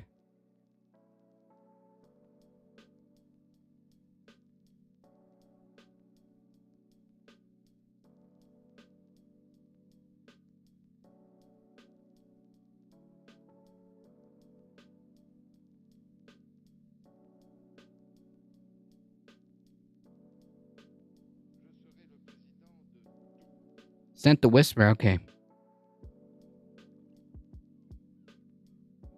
Let's check it out.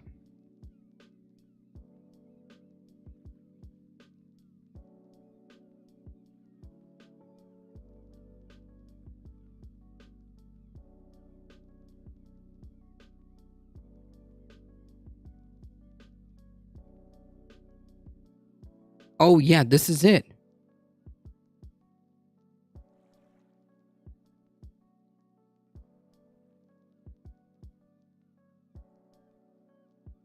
Yeah, I think this is it. Okay, hold on. Let me pull this up so we can talk about it.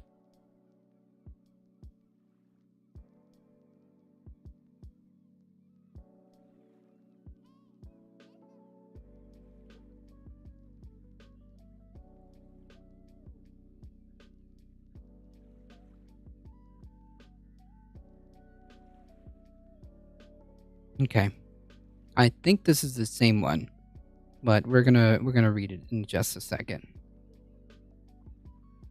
Justice Department agents interviewed Wade on August 24th. According to this complaint, he told them that he requested those ballots for individual 1 and 2 on July 26th while he was at the HOT government booth at the Racine County Fair and did not have their permission.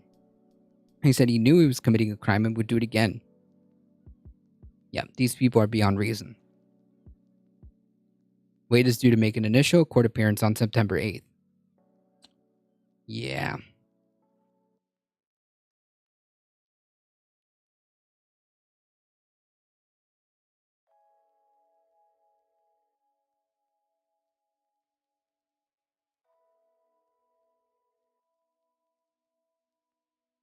The Daily Beast article is more widespread. No, I think this is it. Florida middle school assignment on stolen 2020 election, media bias goes viral. Yeah. Remember, this is the same people who for a year, maybe at this point, several years at this point, have been crying and complaining about the indoctrination of the radical left, of like CRT and all these other buzzwords that apparently nobody, like, they can't even understand what it's talking about, have now done the switcheroo, right? Because that's how it works. The way these people work is that they create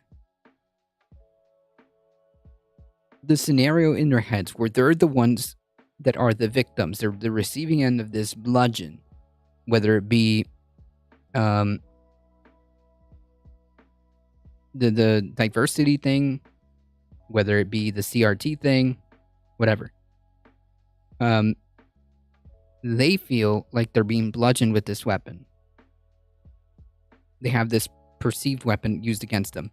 But in reality, cancel culture was the example that we used last time, right? Cancel culture.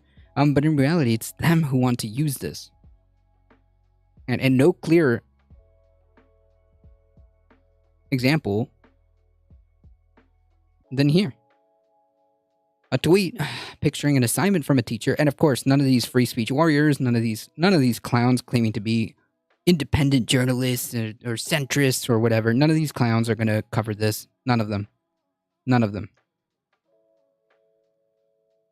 A tweet picturing an assignment from a teacher at Nolan Middle School near Bradenton, Florida, went viral because it made a reference to claims that a 2020 presidential election was, quote, stolen. In a Twitter post, Ron Flipkowski, a Sarasota-based attorney and former Republican with a large following, shared part of a study guide for a 6th grade lesson called "How Does a Historian Work?", including sections on point of view and biases. The example of bias is making waves because it refers to former President Trump's unsubstantiated claims of widespread voter fraud. The media is often biased and will add words that persuade you to think one way or the other. Read these two statements made by the reporters after the 2020 election. The assignment said, President Trump made claims that the 2020 election was stolen. President Trump made false claims that the 2020 election was stolen. The first sentence is just giving you information, while the second sentence leads you to believe that he's wrong before you have all the facts. What? That's why it's so hard to find. Always, often equals always. Yeah. This is actually ridiculous. I actually retweeted this. Yeah. I actually retweeted this. This is the actual screenshot.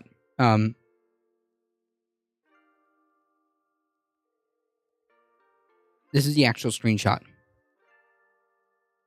President Trump made claims that the 2020 election was stolen. But there's no basis to those claims, right? So it's not true, right?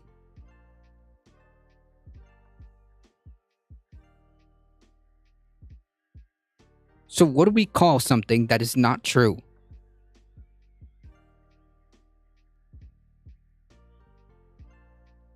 The election was lost either way. This is just boomers being trapped in delusions? Wait, what do you mean?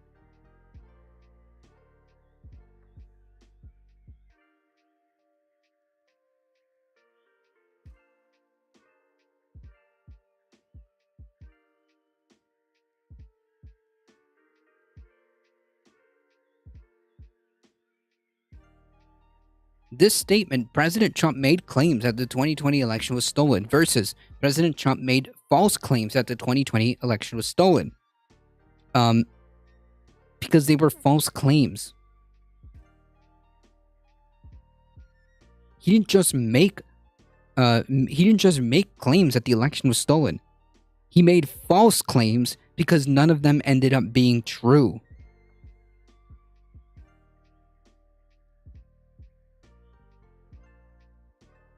Alternative facts, I'm sorry. That's right.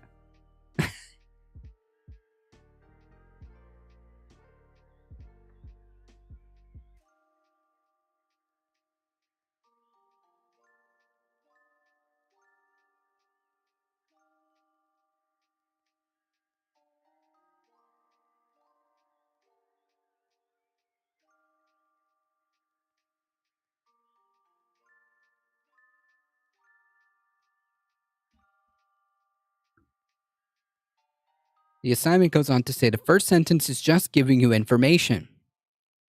Yeah, but it's not the full picture, is it? While the second one leads you to believe he is wrong before you have all the facts. Well, in order for you to make a statement, you would have to provide that evidence, right? That's the whole point. So yeah, the statement, President Trump made false claims that the 2020 election was stolen, is not misleading, because the implication is that you're trying to mislead. You're trying to paint a picture that is not 100% entirely accurate, when that's not the case. They were absolutely false claims because they were never proven. He never made the argument. He just said that it was so.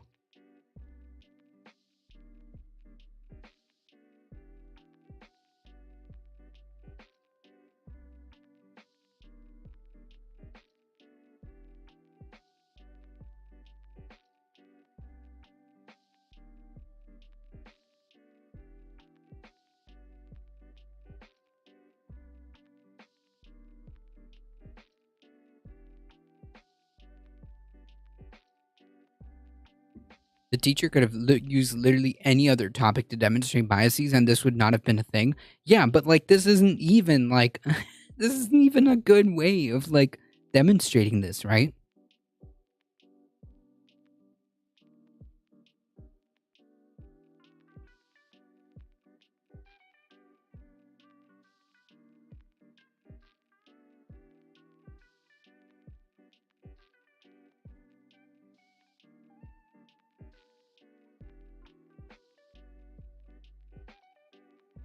The media is often biased and will add words that persuade you to think one way or the other.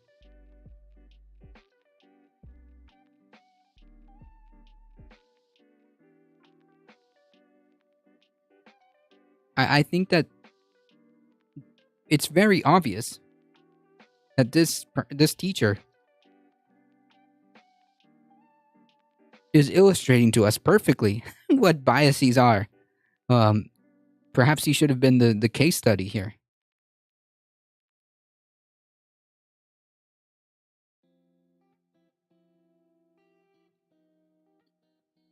Today we're going to learn about bias.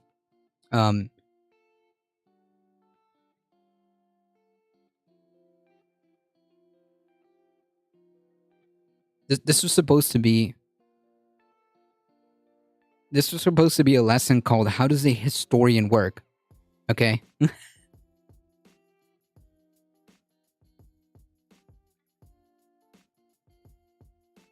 It's got to be tough as a conservative teacher wanting better pay but not wanting a union. Yeah, it's also tough because like conservatives just like don't do education, right? That they're not interested in that. They do indoctrination, which is exactly what this is. This does appear to be a sort of lesson to engage in critical thinking. True. First sentence is just giving you... okay, so there has been no evidence of widespread fraud in the 2020 election. Right, so making the statement, that is actually a very, like, neutral statement, to be honest. That's actually a very neutral statement. Because you're saying that this person has lied. Well, Have they?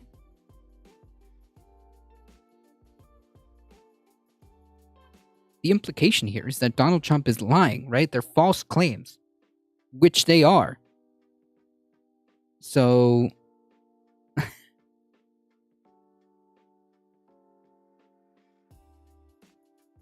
judges across the nation, yeah, okay. Reached for comment on Thursday. School District of Manatee County spokesperson Mike Barber confirmed that the administration officials are investigating the matter. Yeah, I'm sure. And the assignment does not meet the district's expectations. The homework assignment was passed out by a substitute teacher in a social studies class on Wednesday. A thorough review of future homework lessons in this course is taking place, and the remaining issue related to this assignment will be addressed. Our students deserve the very best education we can provide in accordance with the curriculum and instructional standards set forth, oh dear, by the state of Florida. Eesh. Yeah.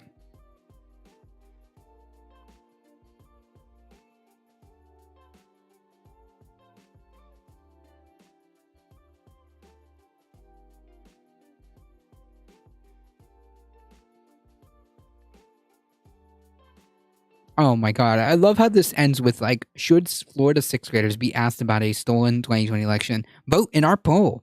What? Okay.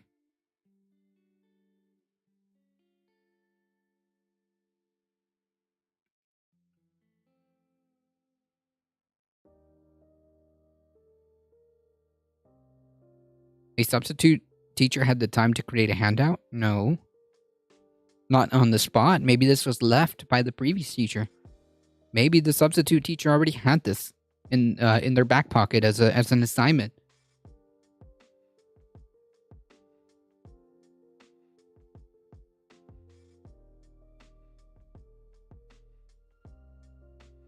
Yeah, it could have been part of, like, something that the teacher left for the substitute. It could have been something that the substitute teacher had in their back pocket. So, like, I don't know. It was likely a regular lesson. Yeah, okay, so that's indication that the original teacher was the one that left it there. Yeah.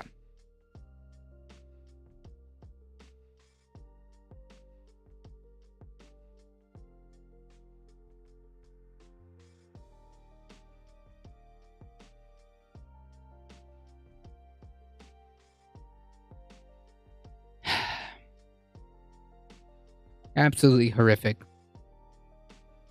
Absolutely horrific. The thing is, they're going to punish the substitute, though.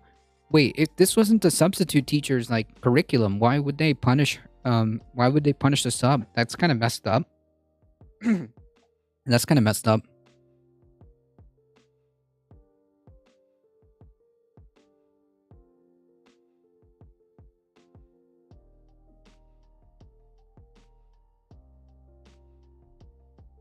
Is the investigation stuck with two teachers pointing at each other's with "I didn't write that"? I don't know. It was the sub who handed out the lesson?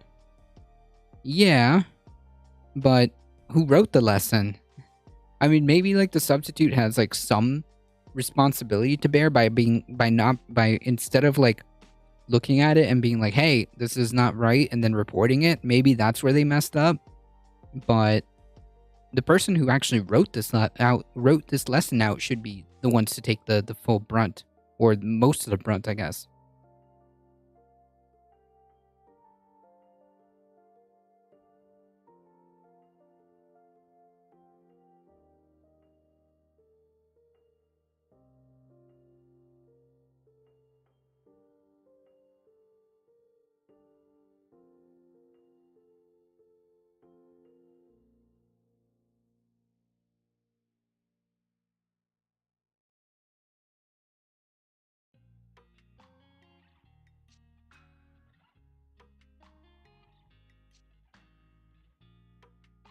That's Florida for you.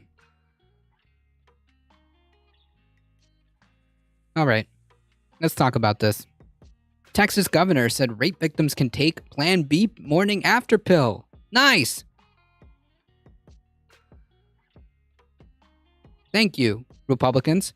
I remember class of a substitute coming in and it's like, I just found out I'm teaching this class 15 minutes ago. Jesus. Again, irrelevant. Like, I understand, like, why the substitute might be in some hot water because they should have reported it. They shouldn't have handed that garbage out. They should have reported the teacher, or at least brought that to the attention of the people that were supposed to, be aware of this. And B, the teacher who actually made this should be fired immediately. The teacher who made that assignment should not be teaching.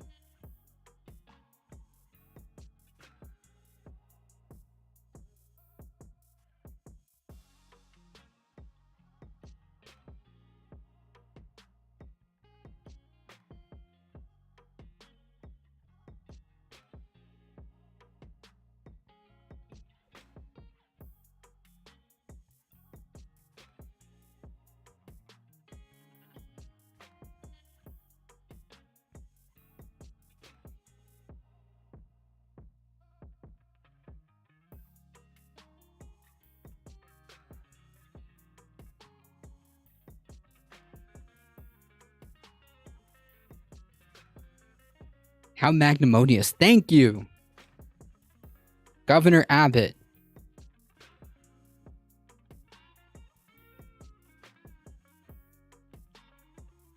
Texas Governor Abbott said this week that rape victims can just take Plan B. Just take Plan B, dude. We want to support those victims.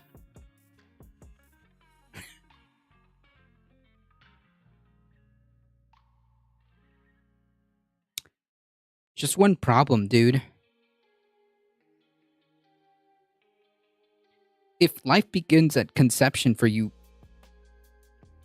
absolute idiots, how do you factor that one in? And second of all, like,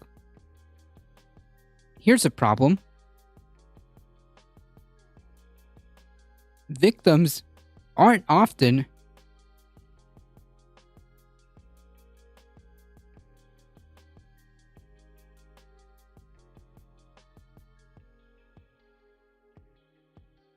victims, and this might be a shocker, but victims aren't often planning to be victims, okay?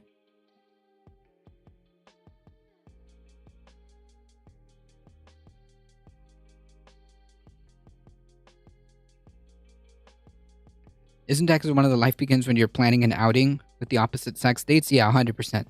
Victims often don't get help for weeks or months after the fact. Yeah, and these people aren't going to provide any type of like help at all. There's no resources being directed to help any of these folks at all. And like, again, victims don't plan to be victims. In order for Plan B to work, you kind of have to have it like as soon as possible within that time frame. And then you also, by the way, have to report these things.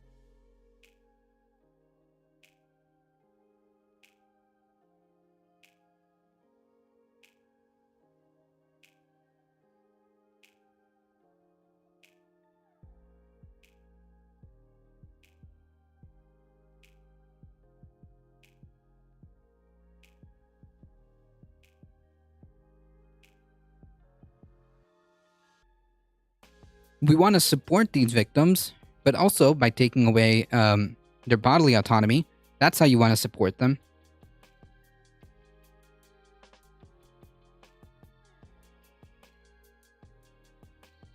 Yeah, some people can be abused over months and years and tell nobody. That's right. 100%. But those victims can access healthcare immediately. Yeah, well, how do you know that they can access, like, do they just have to, like, carry that around? And furthermore, like Dustin pointed out very astutely, some don't even talk about it, don't even have, like, the capacity to act for a very long time. Sometimes for years. Because it's a pretty freaking traumatic thing to go through.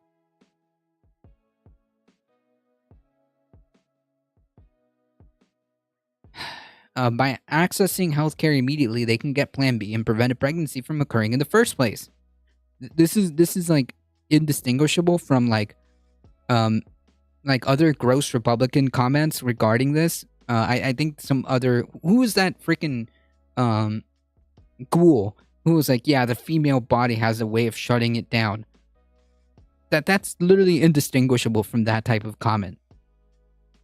Plan B manufacturers must have spread some campaign contributions around. Sheesh. No, I think this guy is just literally like that.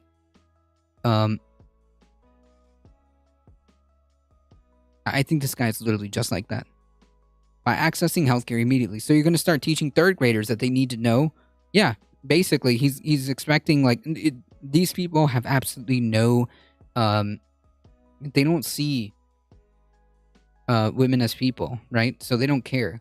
This is why and also they have like this weird thing,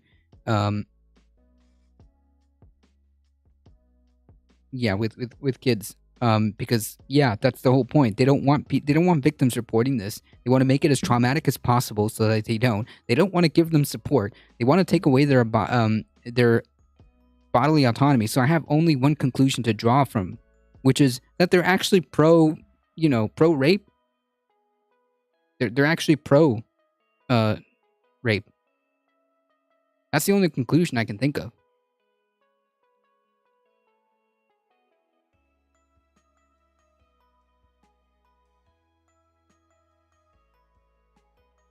With regard to reporting it to law enforcement, that will ensure the rapist will be arrested and prosecuted. What are the numbers on how often that happens?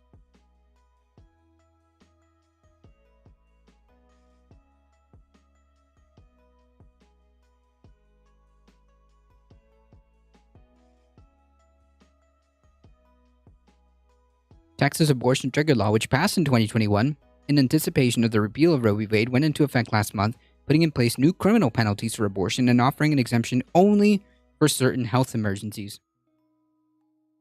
Right, so no exceptions. They're trying to implement no exceptions for rape, because that's literally what it is. What it ends up boiling it down to is that they're pro rape, or at least they're completely fine with it.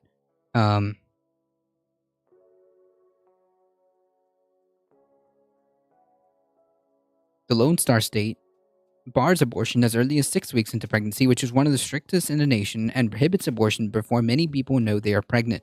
Under the Texas law, abortion is prohibited when a fetal heartbeat is detected, which is, again, a misnomer. It's not really a heartbeat per se. Anyways, but yeah. In developed countries where abortion is legal, none have a set gestation limit as early as 6 weeks, according to the Center for Reproductive Rights, which campaigns for improved access to abortion. The USDA approved Plan B in 1999. The key ingredient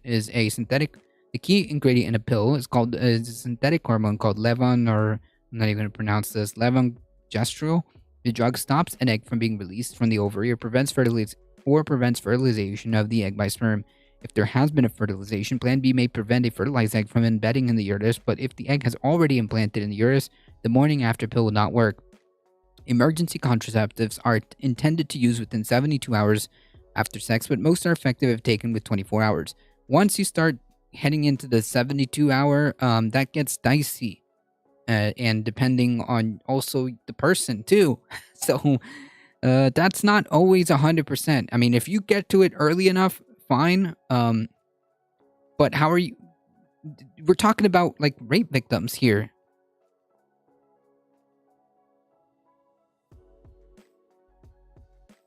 And especially what Dustin pointed out, what if they're children?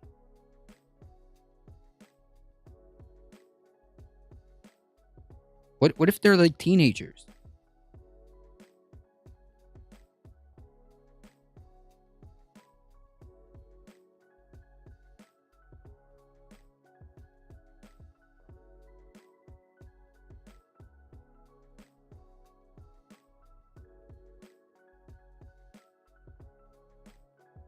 The more I think about it, the more this legislation makes sense. If you leave loopholes, people use it. Wait, what are you talking about?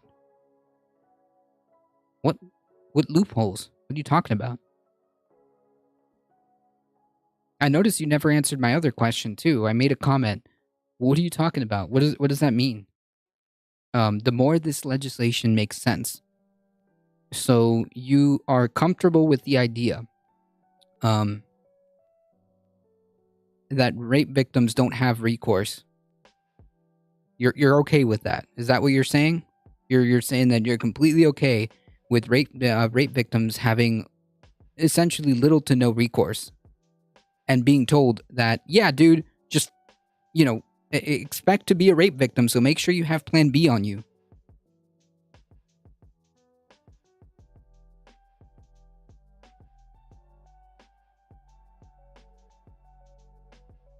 I was kind of on the pro-abortion side, but the more you read it out, the more I change my mind. Yeah. So you're pro-rape victim. Okay, gotcha. Hey, that's nice to know.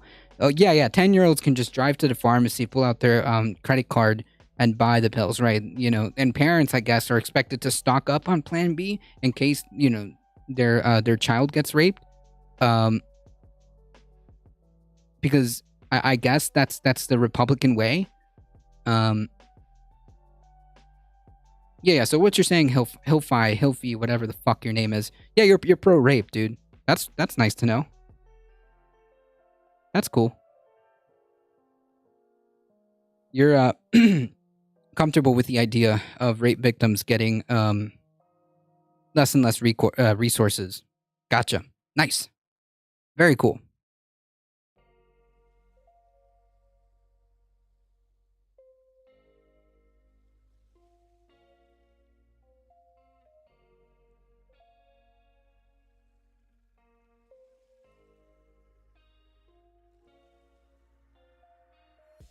This is delusional. Okay? The fact that Republicans are continuing to make statements like this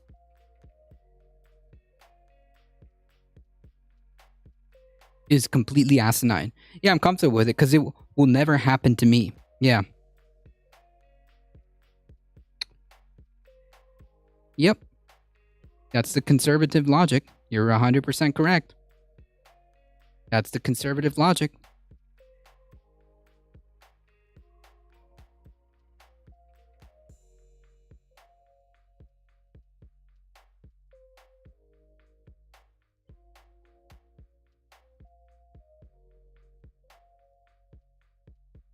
Nice meme.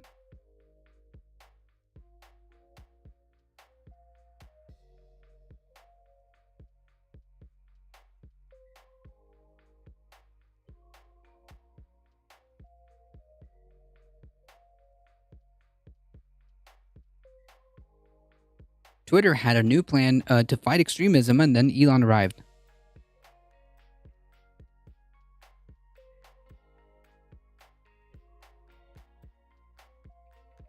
It had been a long pandemic for Twitter's research team tasked with solving some of the platform's dumbest problems in harassment, extremism, disinformation. Staffers absconded to Napa Valley in November of 2021 for a company retreat. Despite a tumultuous change in leadership, Jack Dorsey had recently stepped down, appointed former Chief Technology Officer Parag Agrawal to take his place. The group felt unified and even hopeful. After months of fighting bad actors online, employees took a moment to unwind, and we finally felt like we had a cohesive team. But at the goodbye brunch, on the last day, people's phones started pinging with alarming news. Their boss, Stanley Davis, Twitter's vice president design, had been fired. Nobody knew it was coming. It was like a movie. People started crying. I was just sitting there. Okay, but what's the deal with this? The turmoil came to a head in April when Elon Musk signed the deal to buy Twitter.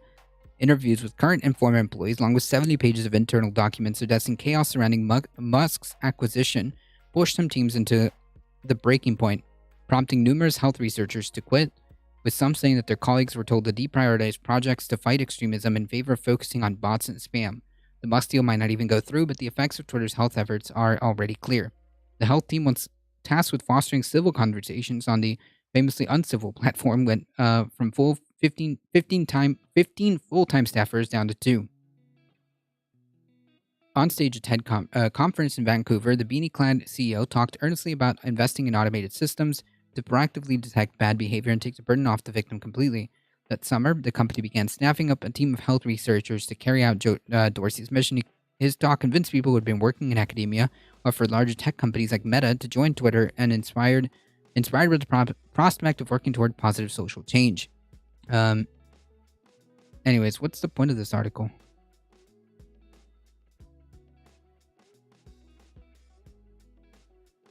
Cue Nancy Reagan. I'm against gay marriage until my daughter marries a woman. I'm against stem cell research until my husband needs it.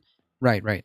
Yeah, Hilfi is just basically, he's completely comfortable with making sure rape victims don't have the resources that they need.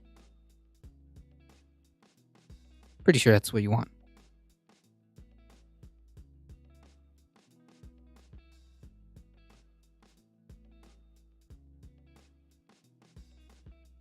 When Twitter eventually held a red team exercise for Spaces, well, since I showed up, glad to catch it. Not active at this hour. Oh, it's okay. I'm just glad you stopped by, Dr. Dragon Rider. How's it going? Before launching Spaces, this red team occurred too late, despite critical investment in the first year of building Spaces. We have over-relied on general public to identify problems. We have launched products and features without adequate exploration of potential health implications.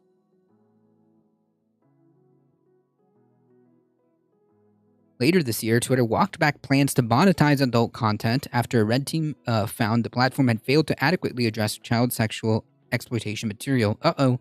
Yikes. It was a problem researchers had been warning about for years. Employees said that Twitter executives have been aware of this problem, but noted the company has not allocated the resources necessary to fix this. Jesus Christ.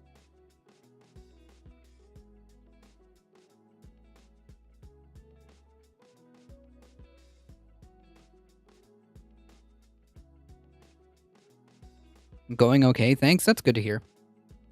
Instead, researchers hope to identify people who are about to engage with harmful tweets and nudge them towards healthier content using pop-up message and interstitials. The pilot will allow Twitter to identify and leverage behavioral rather than content signals and reach users at risk from harm with redirection to supportive content and services. Twitter researchers partnered with Moonshot, a company that specializes in studying violent extremists, and kicked off a project called Redirect, a model after work that Google and Facebook had done to curb the spread of harmful communities. At Google, this work has resulted in a sophisticated campaign to target people searching for extremist content with ads and YouTube videos aimed at debunking extremist messaging. Nice.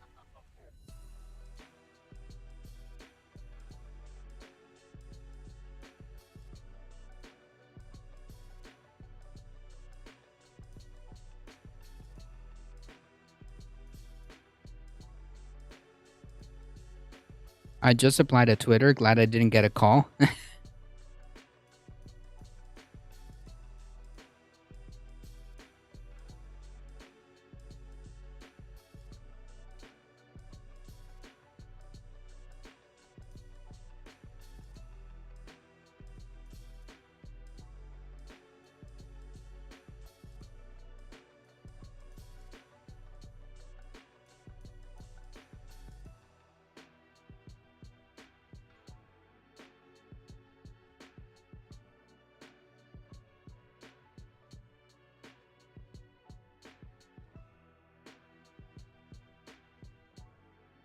The goal was to move the company from simply reacting to bad accounts and posts to proactively guiding users towards better behavior. Twitter's efforts to stem harmful groups tend to focus on defining these groups, designating them within a policy framework, detecting their reach through group affiliation and behaviors, and suspending or deplatforming those with the cohort and internal project brief reads. Project seeks instead to understand and address user behaviors upstream. Instead of focusing on designated bad accounts or content, we seek to understand how users find harmful groups in the first place. Yeah, that sounds like a good idea. Okay, here we are. This is where it's the important stuff. Selling the company to Elon Musk was icing on the cake of a much longer track record of decisions by higher-ups in the company showing safety wasn't prioritized.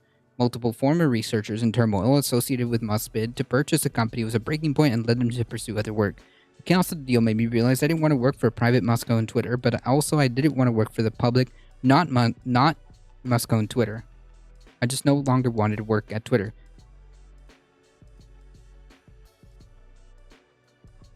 Phase 2 of the Redirect project, which would have helped Twitter understand which interventions worked and how users were actually interacting with them, received funding, but by the time the money came through, there were no researchers available to oversee it. Some employees who remained were allegedly told to deprioritize Redirect in order to favor projects related to bots and spam, which Musk had focused on his attempt to back out of the deal. Yeah, so I think this is like a long-winded way of saying, like, yeah, so it turns out, like, Twitter doesn't care. Twitter is not focused on, like, safety or not focused on any of that. Not really. They have some tools, but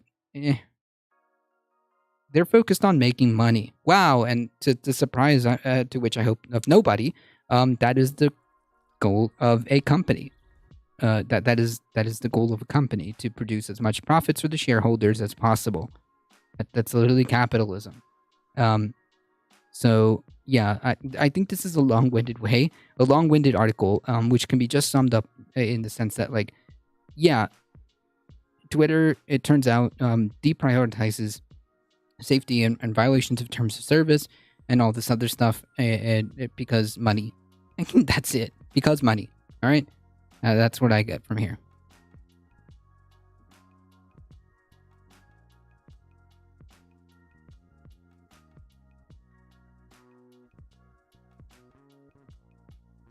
I imagine the project started with, we should be able to do that with 12 people in 6 months. Then 18 months later, they're like, we have no idea how to get this to actually work.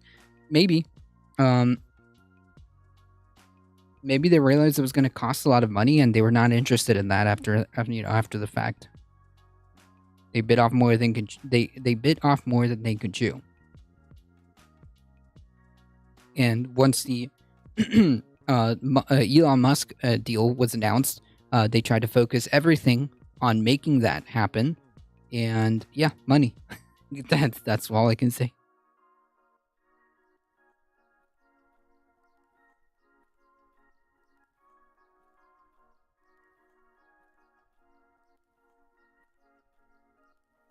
Okay, we're gonna try to do this one here.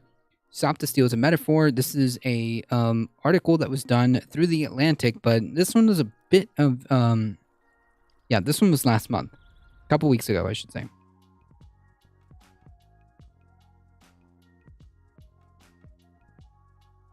Starting in 2008, a widely circulated conspiracy theory that Barack Obama was not actually born in America. Strivers on the political right scrounged around to try to produce a Kenyan birth certificate for him.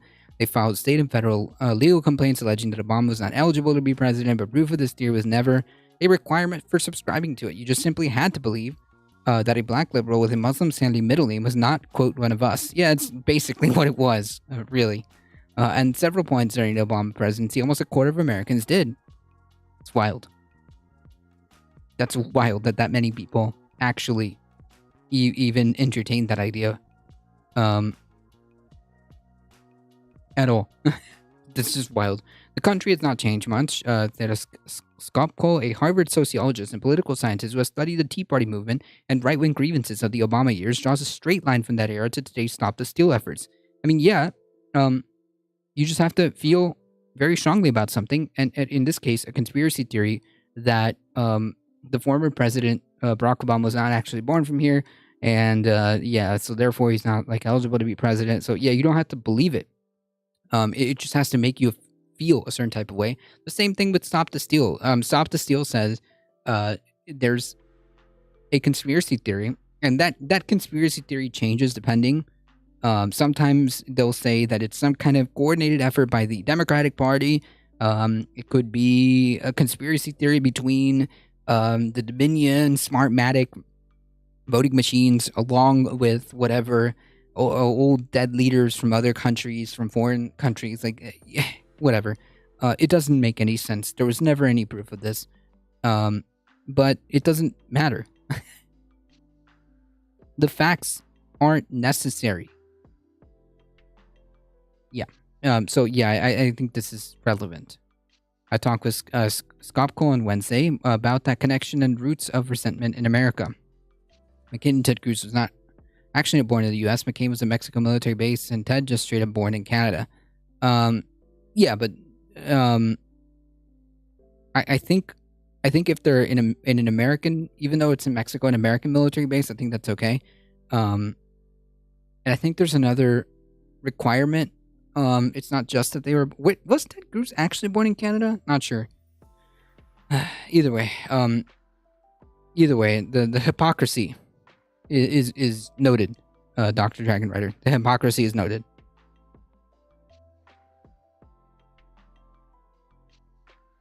Now, as then, you can take the right scramble of evidence of fraud with a grain of salt. Of course, because there was never any, like, evidence to suggest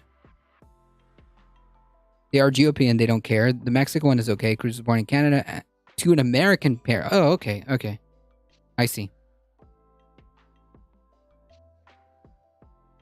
Yeah, I see. I mean, which would make them eligible, I believe. But nonetheless, it's like, it's a hypocrisy. Yeah, I got you. Election deniers who say they're perturbed by late-night ballot dumps or dead people voting are actually concerned with something else. I guess. Stop the Steal is a metaphor for the country being taken away from people who who think that they should be rightfully be setting the tone. Yeah, 100%. They say so themselves. Yeah. They say so themselves. More than a decade later, evidence remains secondary when what you're really doing is questioning whose vote counts and who counts as an American. Yep. Tell me the connection you see between the Tea Party movement you study and the Trump-inspired Stop the Steal effort. Well, for one, some of those folks just kind of turned into like the MAGA people.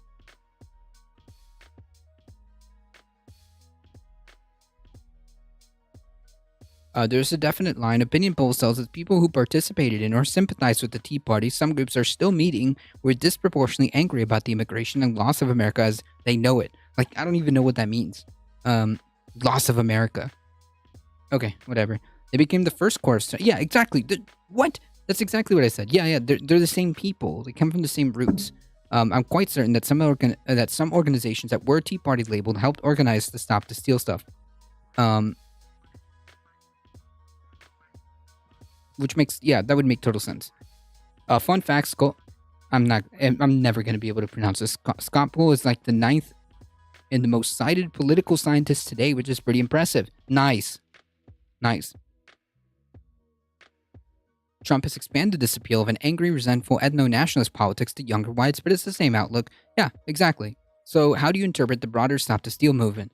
I don't think Stop the Steal is about ballots at all. I don't believe a lot of people really think that the votes were counted correctly. They believe, I don't know. They believe that urban people, metropolitan people, disproportionately young and minorities, to be sure, but frankly liberal whites, and it are an illegitimate brew that's changing America in unrecognizable ways and are taking it away from them. I mean, yeah, they say that, but I also think that they actually think that there's shenanigans with the voting machines, that there's shenanigans with, like, you know,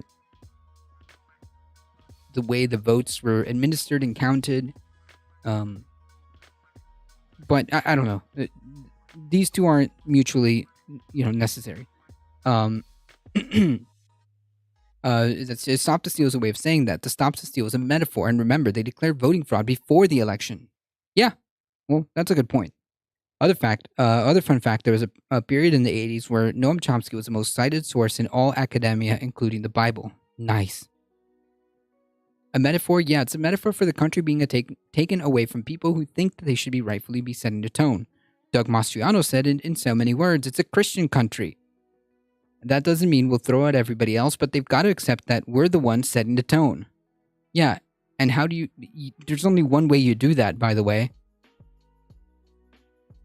There's only one way you do that, by the way. Imperialism is based. Wait, are we talking about imperialism right now? Are you okay? Did you get lost?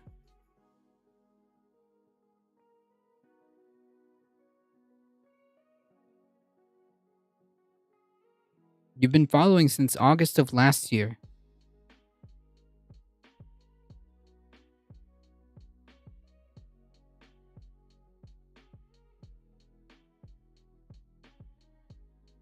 Down with Doug.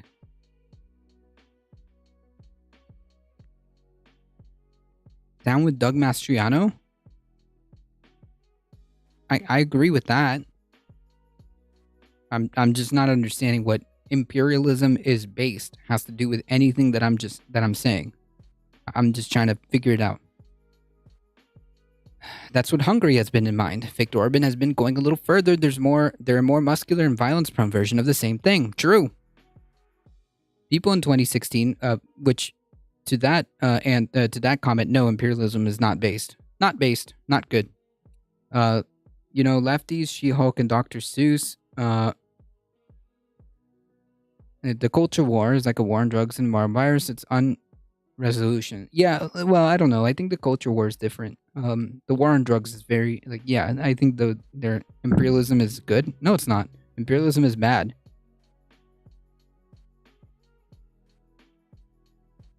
People in 2016 who were otherwise quite normal would say there's something wrong with those votes from Milwaukee or Madison. I'd push back ever so gently and say those Those are big places. It takes a while to count the votes. I get a glassy-eyed stare at that point. No, something fishy is going on. Yeah, again, with no evidence whatsoever.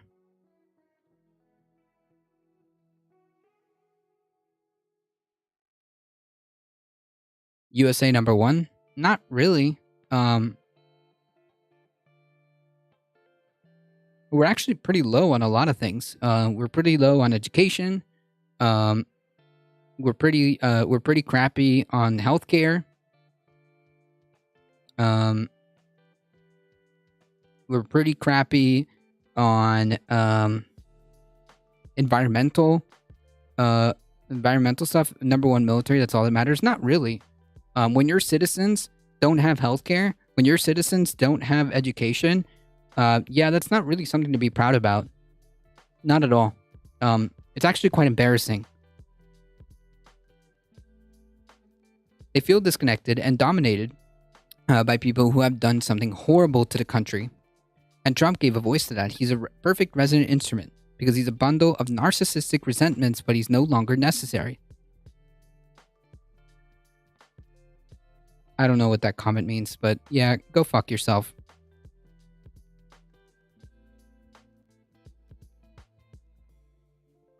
Elaborate on that for me. He's not necessary for an authoritarian movement to use the GOP to lock in minority rule. That's true.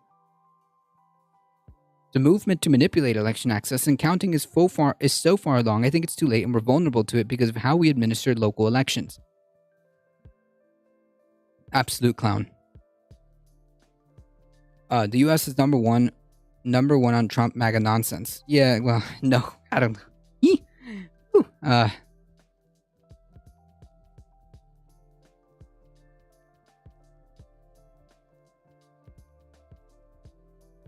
Bye-bye. What's happening involves an interlocking set of things. It depends not just on candidates like Trump running for president and nationalizing popular fears and resentment. Yeah, that was quick. No wonder it got banned in other streams. Oh yeah, no, it takes 5 seconds usually to read out the trolls. What's happened involves an interlocking set of things. It depends on not just candidates like Trump, but nationalizing popular fears and resentment, but also on state legislatures, which have been captured, and the Supreme Court. Yeah, the thing here, man, the North Carolina ruling, the North Carolina ruling is going to be significant. It's going to be significant.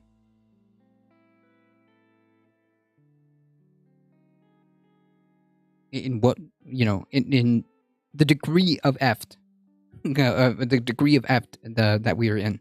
We will see.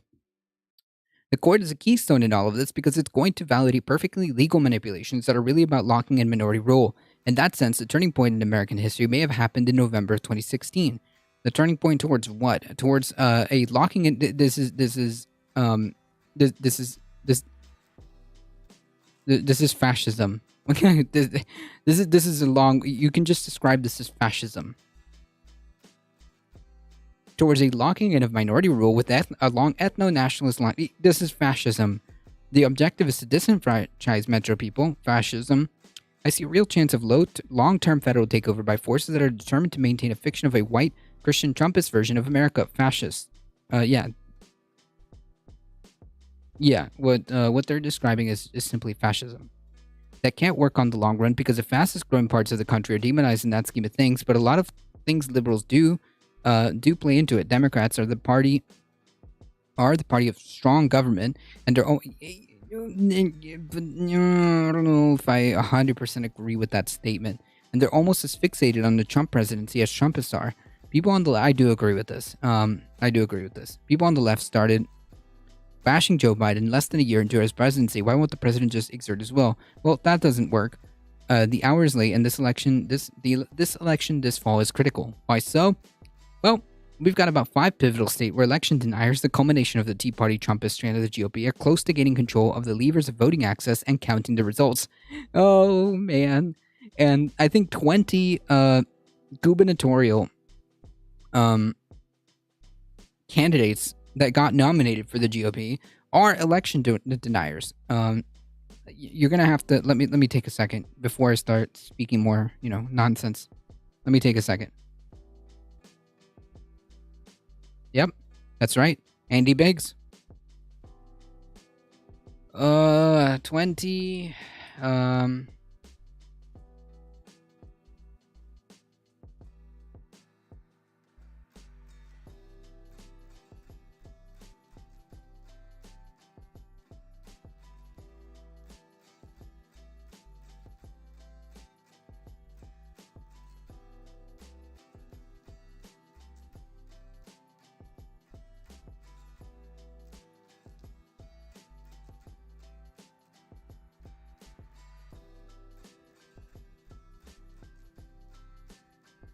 Was it 20 candidates in total?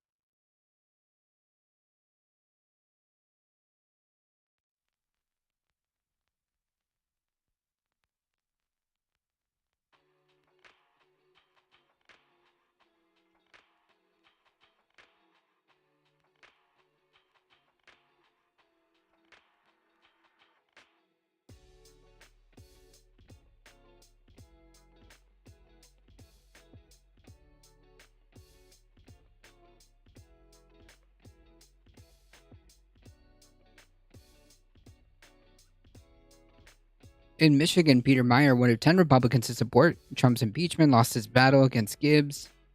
I'm trying to get a good number of this.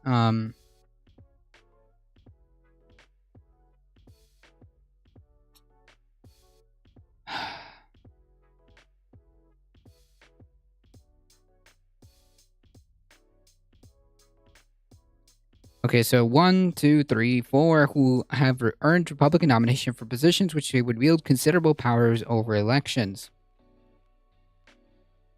That's just a handful that I can see that are winning for state Secretary of States. But overall, I think there was a bunch of GOP nominees that were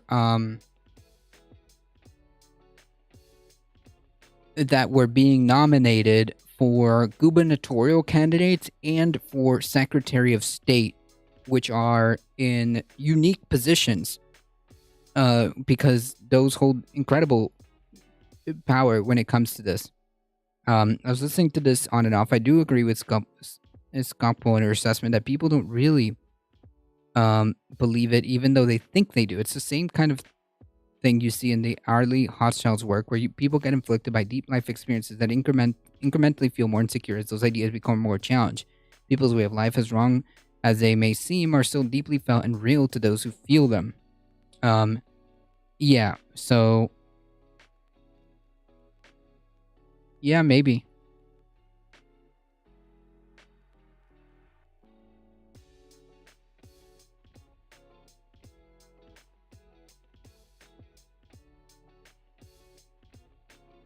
I've been shitting on him since he was running with Obama.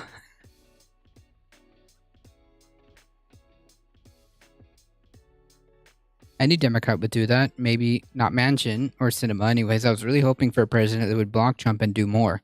Yeah, I mean, like, that's mainly like the thing, right? I want Biden to do more. I want Biden to fix fundamental problems in this country, and yeah.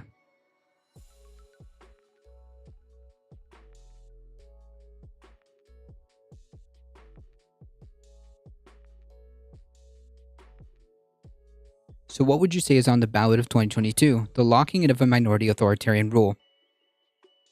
People talk about it in racial terms, and of course, the racial side is very powerful. We had a racial change from 1960s on, and conservative people are angry about black political power. I wouldn't underestimate the gendered anger that's channeled here too. Relations between men and women have changed in ways that are very unsettling to them. And conservatives are angry about, quote, family change. I've got Andy Biggs and Kirsten Sinema as my representation in the legislature. F me, Jesus.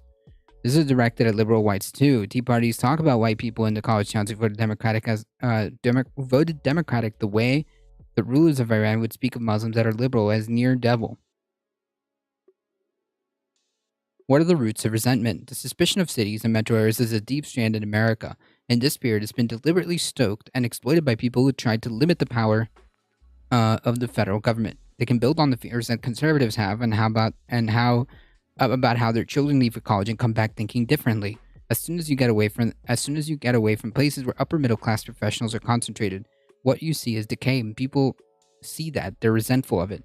Anti-immigration politics is very much at the core of this. Every time in the history of the U.S., when you reach the end of a period of immigration, you get a nativist reaction. When the newcomers come, they're going to destroy the country. That's an old theme. Yeah, that's a thing. The 2016 election was surrounded by a lot of discussion about whether Trump supporters were motivated by racism or economic anxiety. What's your view on that? That whole debate tends to be conducted with opinion polls, and I'm in a minority, but I don't find them very helpful in understanding American politics. Even when well conducted, polls treat the American political system as a bunch of potatoes in a sack. You can pull out what women think, for instance, but not which women think and where. And in American politics, everything is about the where. If you drive into a place in Iowa or Nebraska where immigration is happening, it's changing the shops downtown, it's changed the language, it's changed the churches, it's changed the schools, and people's jobs have changed, so it's about economics. In our 2011 interview, Tea Party members were angry about immigrants. I'm not saying everybody in those communities is angry at newcomers, but it creates tensions that rabble-rousing politicians can take advantage of. Yeah. I got Mitch McConnell and Rand Paul. Oof.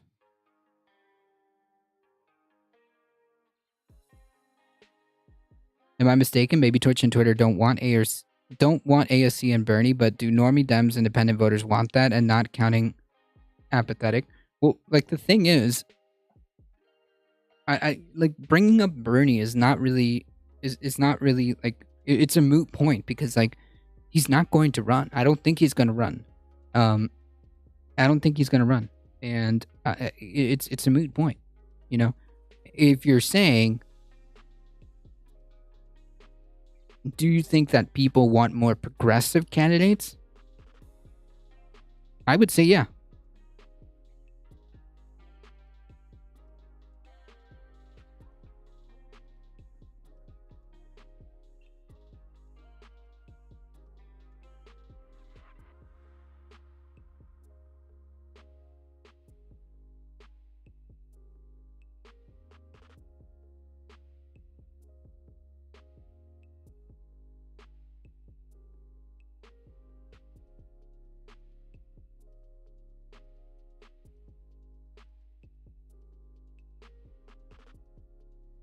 But will the DNC want that?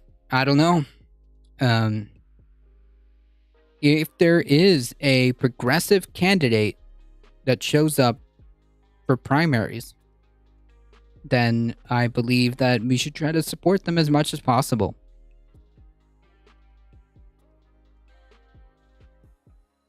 We know that Trump supporters, Stop the Steal supporters, are much more likely than other Republicans and conservatives to resent immigrants and fear them. In my 2017 to 2019 period of research, I visited 8 pro-Trump counties. Tea Party types were just furious about immigrants. Trump's emphasis on immigration interjected the idea that the debate is about what the nature of America is. Yeah, but if that's what you're, like, worried about, that's kind of weird. That's kind of cringe. Trumpism is nativism. It's also profoundly resentful of independent women, and it's resentful of black people who it considers out of place politically. Trump channeled that and infused it into one big angry brew. How organic have these movements been? At a certain point, we heard a lot about how the Tea Party movement became a Koch-filled funded operation, not a true grassroots movement.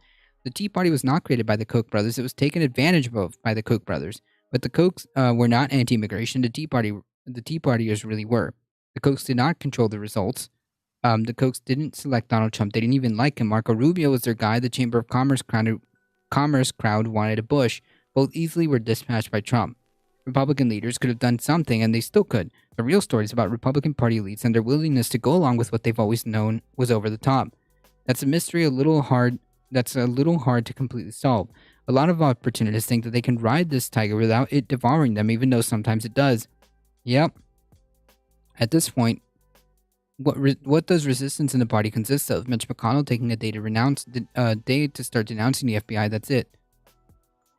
It's just discernibly different from Kevin McCarthy. Yeah. Spineless. An opportunist. Nonetheless, like, it doesn't change the fact that the results are the same, right? So what is it? Burden. The blame. Yes, the blame is just the same. Lindsey Graham basically ran the Tea Party Republicans. No wonder. Makes a lot of sense. Makes a lot of sense. If you want to check out this article, this interview, I should say,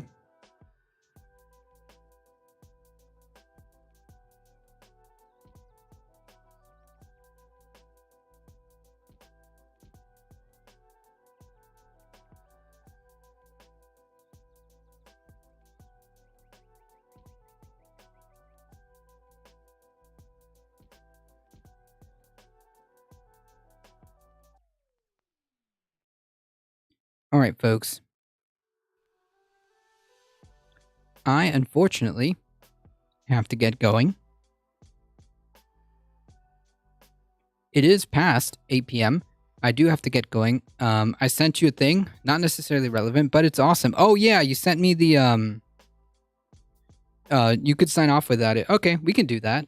Yeah, we can do that. Hold on.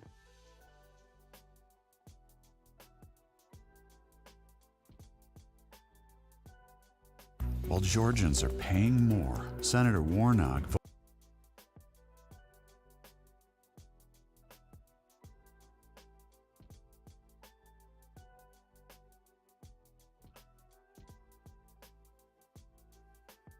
Here in majestic Kenya, famous birthplace of not Barack Obama, with none other than the one and only First Enjoyed Lady catching part of your stream. Thank you. No, thank you for hanging out. I appreciate that. Before we go, I think we hear from you. In a few words, what can you tell us about Melania Trump? I'm a mother and a first lady. Great. I'm not happy in the White House. I don't even live there. I'm miserable in my marriage. That's enough, sweetie. I'm out of touch. There are so many things. I don't know where to start. Well, why don't we start with the topic everyone is wondering about, the jacket. Do I look cute, or is it too tight? Because it's new and you didn't say anything. Yes, I'm enjoying it. Okay, good. No, you always have the best taste in fashion, and I mean, you know how cruel people can be on the internet. That's why my Be Best initiative is focusing on social media and online behavior. I could say I'm the most bullied person on the world. The most bullied person in the world? One of them. If you really see what people are saying about this guy's a freaking genius. If I may, Mrs. Trump, allow me to impart some wisdom. A certain stunning Slovenian first lady ripped off Michelle Obama, reworded, slapped on a t-shirt made in China, and tried to pass off as her own. Just be... I never... Shut up. Best, just be better than the rest. Put your shiny new self-righteous phony slogan to the test. Don't hold back, don't fall short, don't stand up or show support for what's real or fair or true. You really don't care, girl, now do you? Stand your ground, lead with grace, and try not to make that face when they question what you said or how you dressed.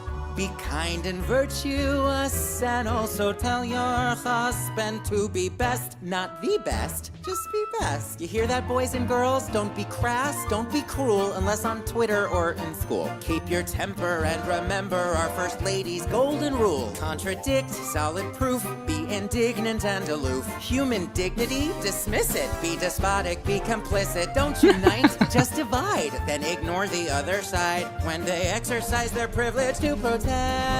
Go on now, be outrageous. Throw small kids in cages, be the best. You look stressed. If I were you, I'd be depressed. Just be best, just be best. We can and should be best.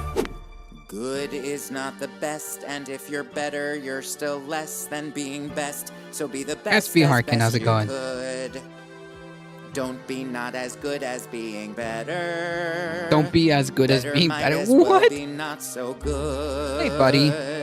Bet I'm not the first to say that better is the worst when better's Hold on, less folks. not good Happy and Labor Day. worser than not great. Let me So, introduce you, go folks, to on. Buddy. Don't Hold on. not be not more better. Lest you should regret it. Best Y'all be got fuck it, just forget it. just in Just time, be best, just be right before we were best. signing Just off, forget too. those This who is a go perfect press. Blame your opportunity. Spurs, use ethnic slurs, then just defer to Kanye West. Disregard, disobey, and if things don't go your way, side with any sex offender if it serves your own agenda. Brush your teeth, wash your clothes, and stick up for all your bros. Then go mocking all the ladies they molest. Pretend to give a shit and be a hypocrite, but be the best. Just be best. Just be Bob. Just be Bob. Just be best. Just be best. Till you're all under arrest. Just defend him till the end while you pretend you're hashtag blessed. Be a snob, be elite, be a liar and a cheat. We're enamored of your glamour, so we'll just forgive your grammar. This is Buddy, everybody. I'll put on the big screen in just a second. And don't be nice or lawful, just be best at being awful. Just be best, just be best. Just Hey, be buddy. Best, just be best, just be best. Girl, hey,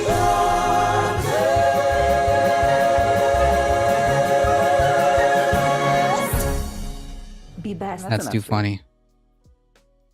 All right, let me put on the big screen so you guys can actually see Buddy.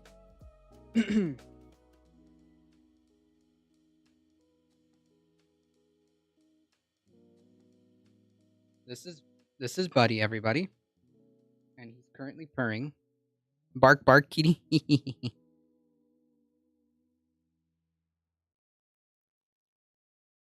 Well, he's a nice kitty, okay, bub? He's a nice kitty. Should we make an emote out of him? Isn't he so cool?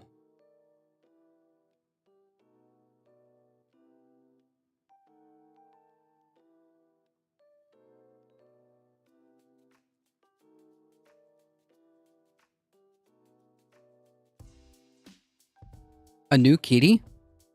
Is Buddy gray stripes? Yeah, he's got gray stripes. He's got gray stripes. He wandered into the house. So he's like our little friend. He's a regal beast, yes. Indeed. Indeed. Well, I'm glad you guys got to catch Buddy. He decided to waltz in the home. I honestly couldn't tell you where he came from. But he could be just a stray kitty. We have no idea. He's very friendly though.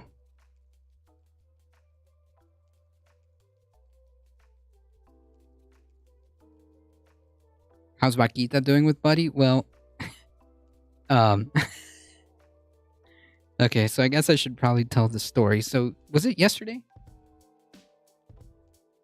The day before yesterday. So, yeah, exclamation part Buddy stream. There we go. I need to make a channel command with that. So, the day before yesterday, Buddy decided to... Oh, thank you, Echoloo. Thank you for the 100 biddies. Have a good rest of your Labor Day. You too, thank you.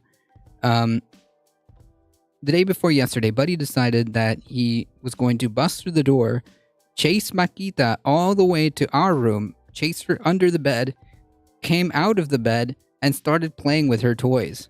So, that's how that went.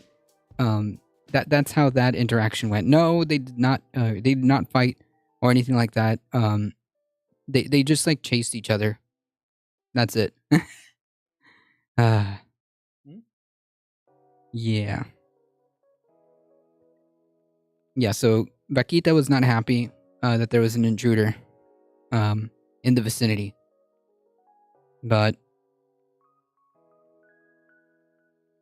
he seems pretty chill. He seems pretty chill.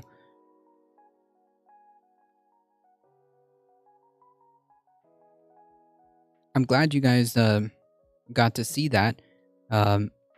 Before we sign off again, if you guys enjoyed the content, don't forget to hit the follow button, Don't forget to spread the word far and wide that this is the chillest place to be for the news, for the politics, Monday through Thursday, 5 p.m. Eastern Time. Hit exclamation. Well, none of my bots are working right now, but join us on the Discord. Subscribe to the YouTube channel, and thank you so much. I appreciate that. SV Harkin, appreciate that. I could have sworn I've seen you in other channels before. I've seen this username before.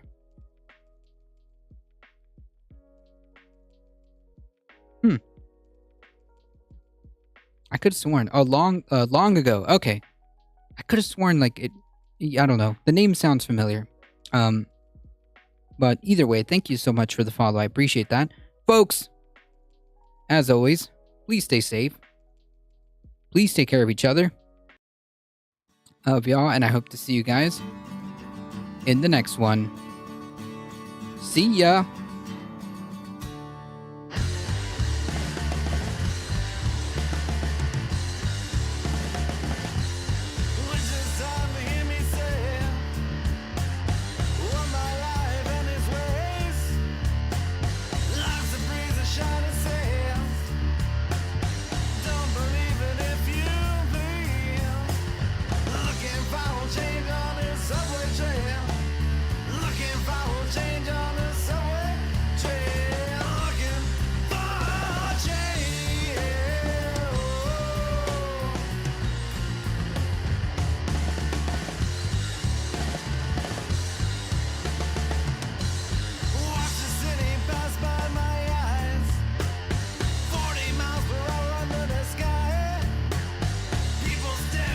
Alright, folks. We're heading out in 5, 4, 3, 2, 1. See ya.